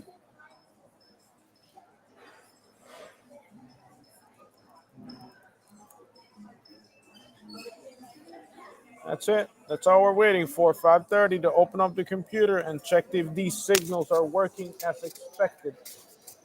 And that's it. We finished the day strong.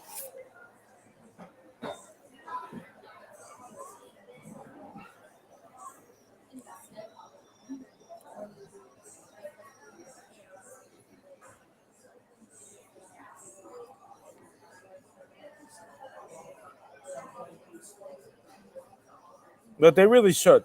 Special works like that include like rhythm. Let's say rhythm as a genre has a lot of trouble because the majority of rhythm of the guys that do rhythm, pump, pump, pump, pump, pump, pump, pump, pump, pump, and play with the volume, and to create these bouncy beats, the headbanging beats, Excision, Southern Death, all those people have problems, you know, unless you have full rights of everything you use to make a track.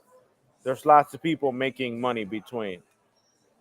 Oh, they're not making any money. You know they're not making any money because they need to include or they have to remake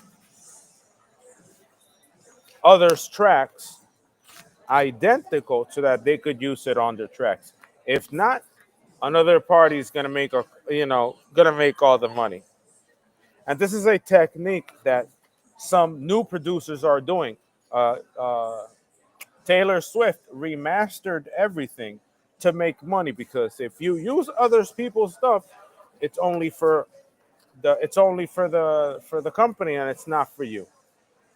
It's only for whomever owns that music. Even if you're a different artist that is using that music, someone else is gonna take the entire cake and leave you crumbs. So for you to have the whole pie to yourself, you have to listen to what you want on the music and recreate it yourself.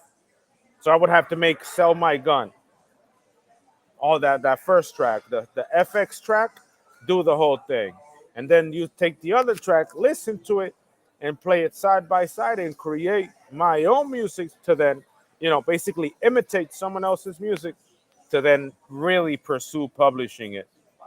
But it should be respected. Mixes should be respected on YouTube. I'm sorry, like I know there's lots of rules associated with copyright, but they should be respected because there's definitely lots of music out there from lots of DJs that are involved others' works, and they don't get the respect they deserve. There's lots of them. Why? Because they're using other people's stuff as part of their work. Others' music is part of their ensemble.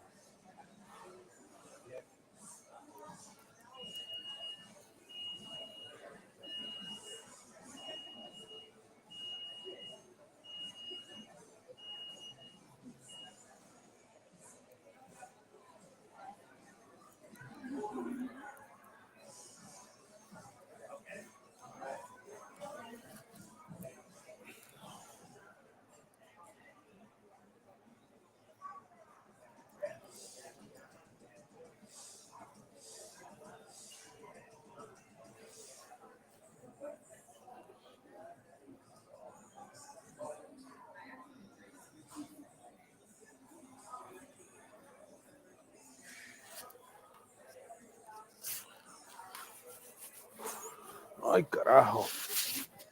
You see, once again, that piece of plastic right there on the Canada Goose jacket keeps playing with me right there. Keeps itching. Maybe there's something there. Maybe I missed something from it. Gotta pour some. Get a baby wipe in my back.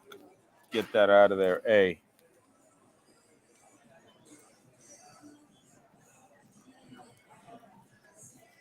Uh, uh, uh, uh.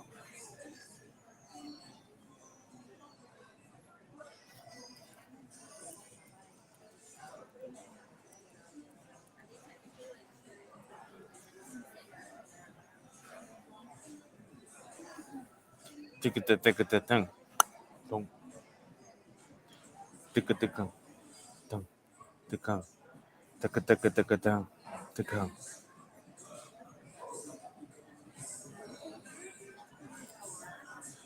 Ticka-ticka-ticka-tung. Tung. Ticka-ticka-ticka-tung.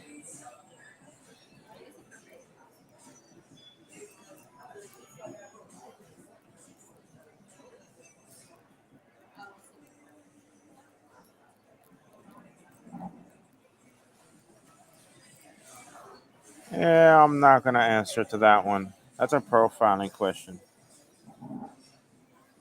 Ticka-ticka-ticka-tung. Ticka-ticka-ticka-tung. Yeah, 33 is fine.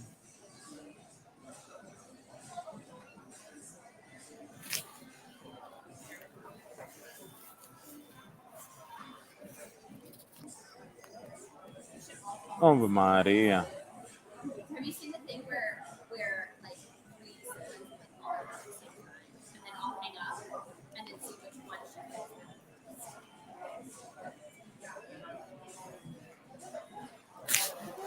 Opria.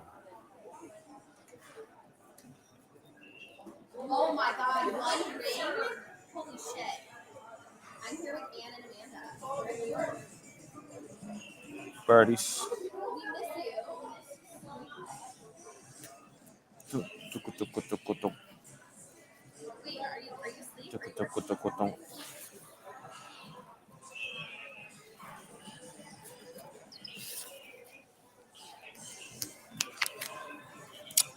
Yes, I will. I mean, continue watching YouTube videos until I exhaust my energy here.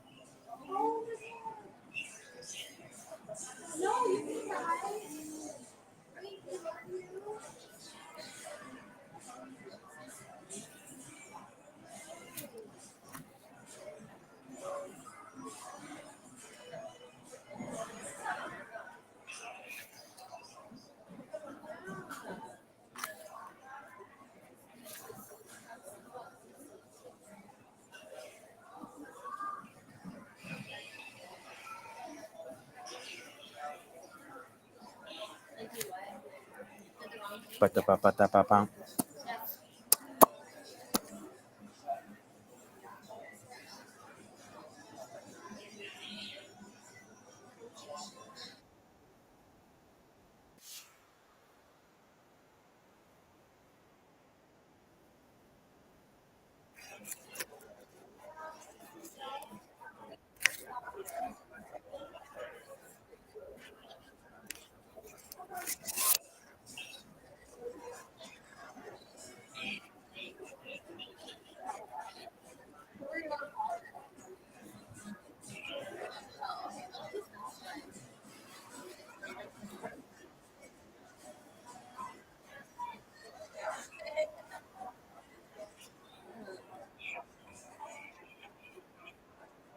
What?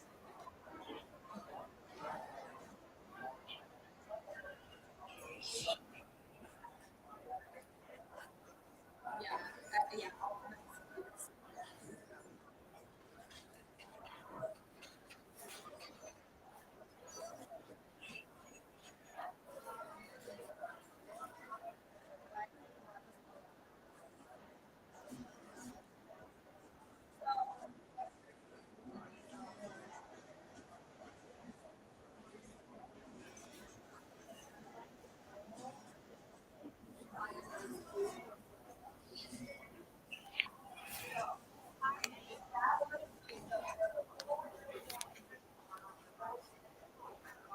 We're hanging out.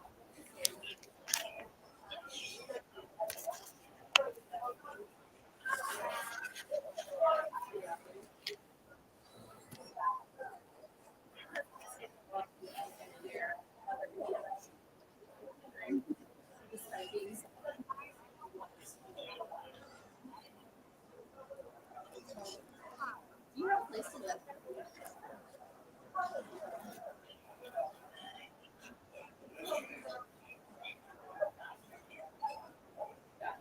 Not bad.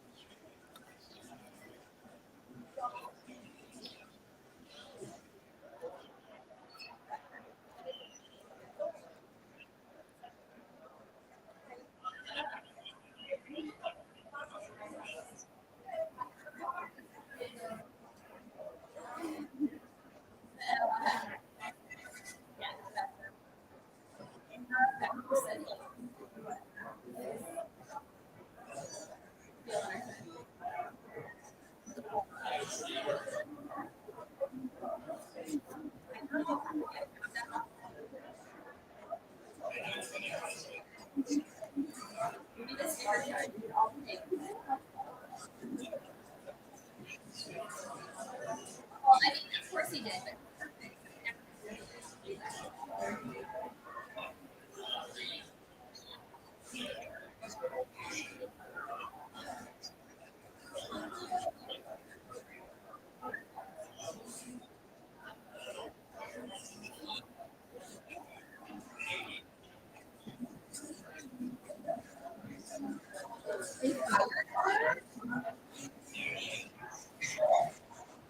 wait, that's really interesting.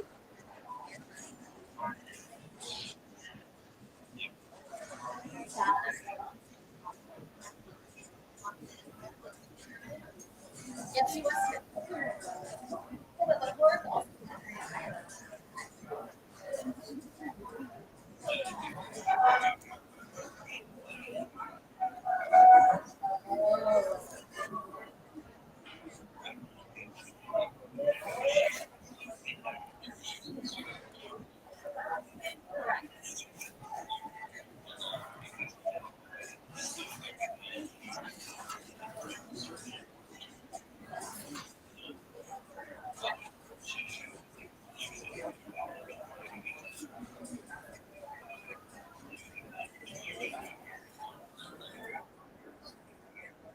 Yeah. So they're gonna turn the trauma.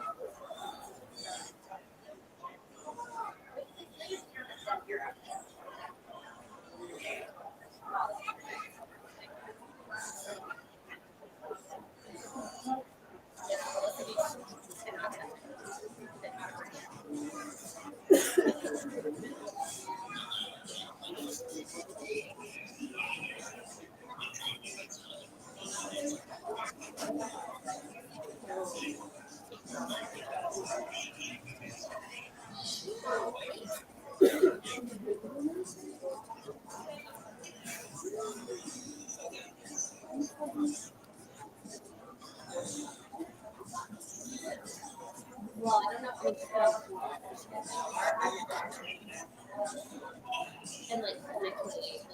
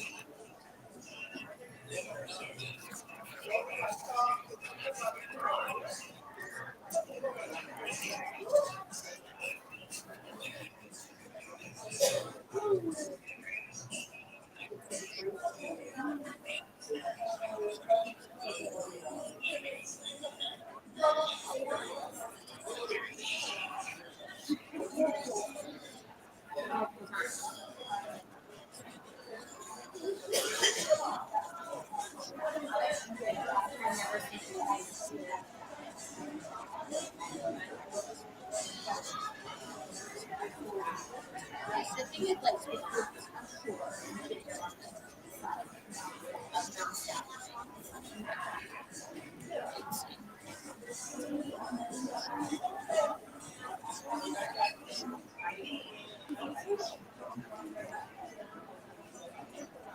yeah, correct. And I'm like, it takes me very nervous.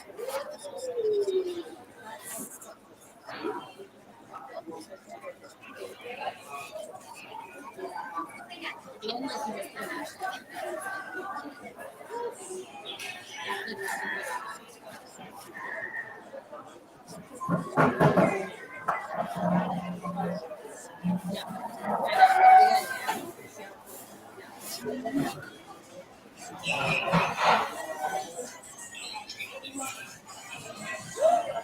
oh my god.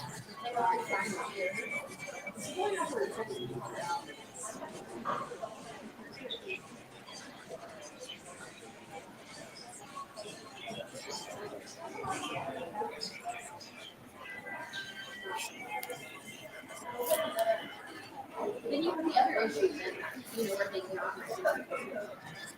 really manage.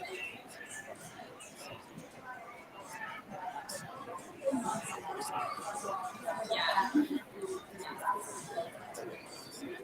Just only look back. I like being on this. Probably the TV.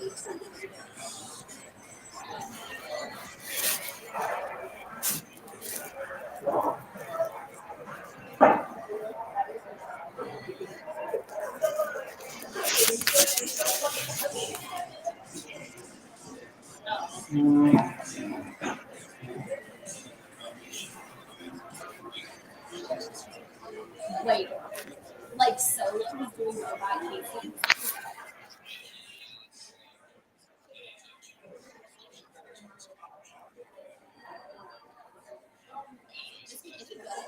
Sorry.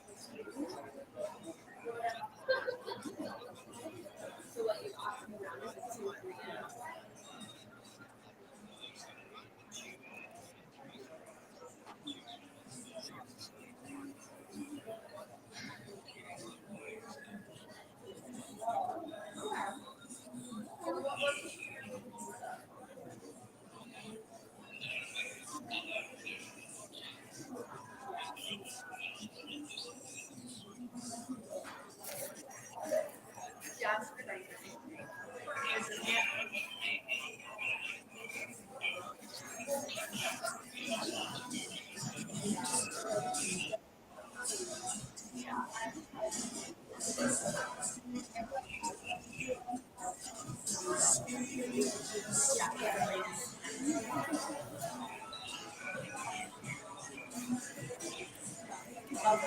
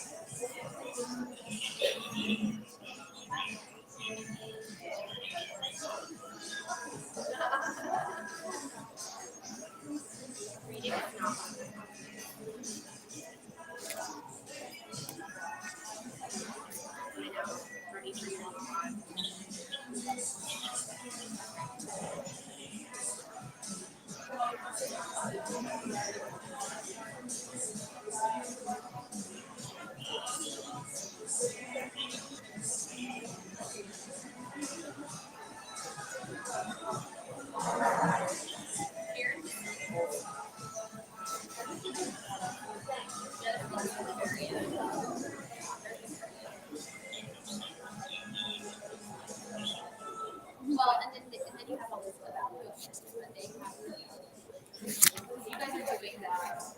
Are you doing the emails or are you using no?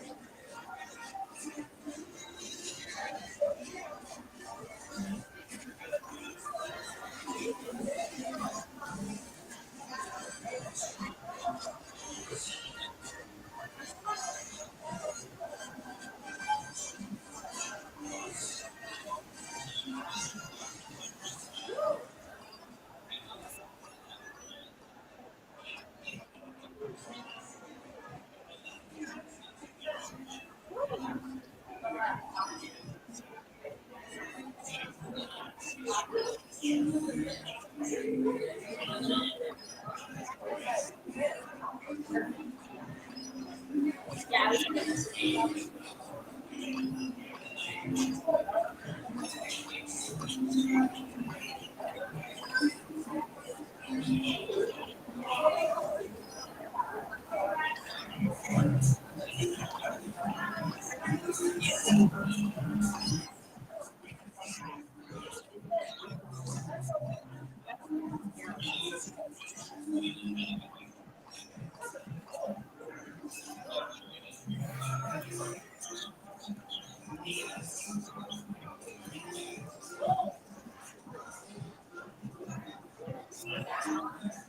know it's less than conversation. That's the problem with medicine. It doesn't fit or like, is this you know, like, ultimately, you can hear from everything. That's figure out who your person is.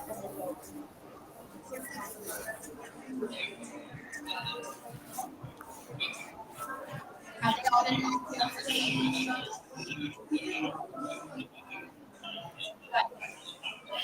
good, good. This, we need to have their action. I mean, when I hear that, I'm like, it's great.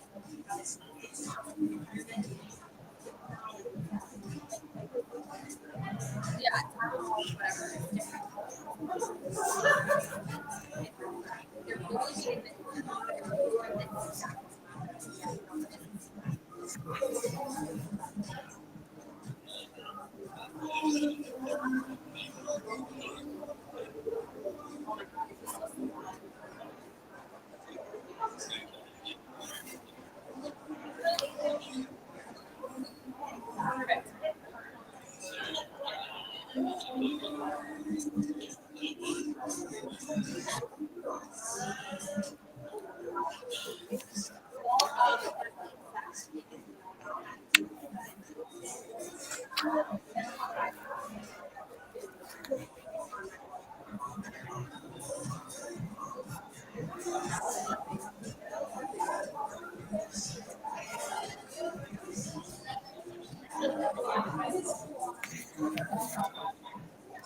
'em. I'm tired.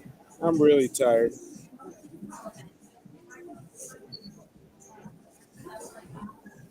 I need a nap. I already finished what I had to do. I woke up at 5 in the morning, 5:11.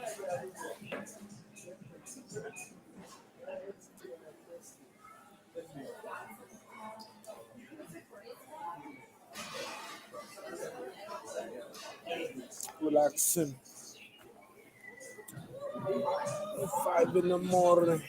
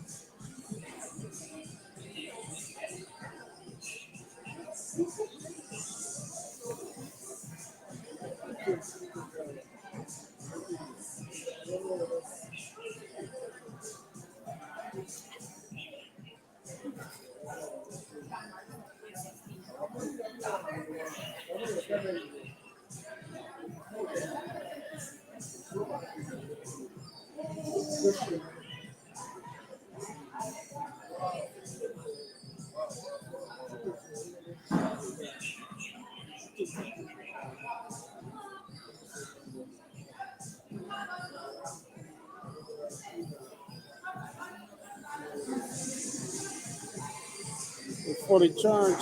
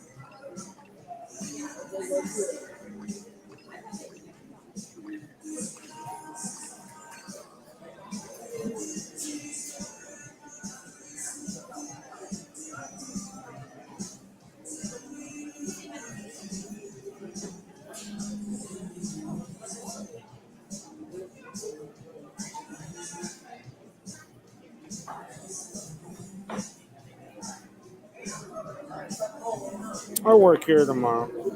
We did what we had to do. Let's check for payments missing now.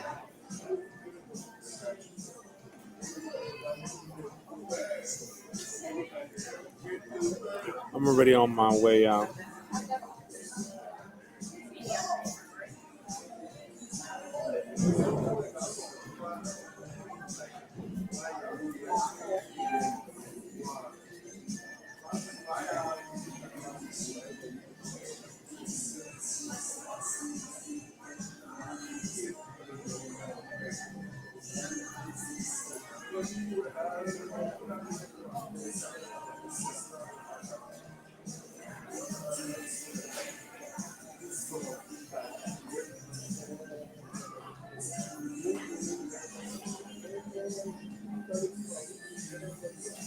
Let's see what we got left for month to month. We got request 1, 2, 3, 4, 5, 6, 7, 8, 9, 10, 11, 12, 13, 14, 15, 16.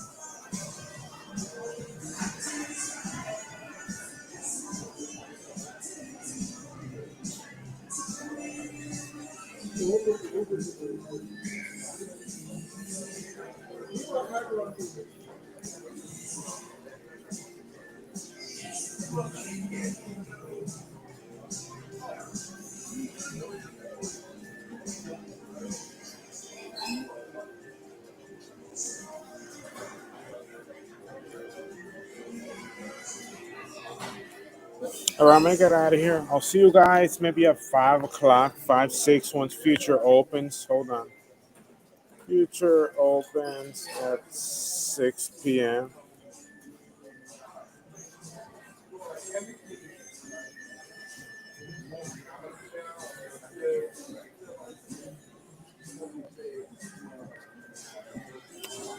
Six Eastern, 6 p.m. So I gotta be awake at 6 p.m. We still got a couple hours to wait till then.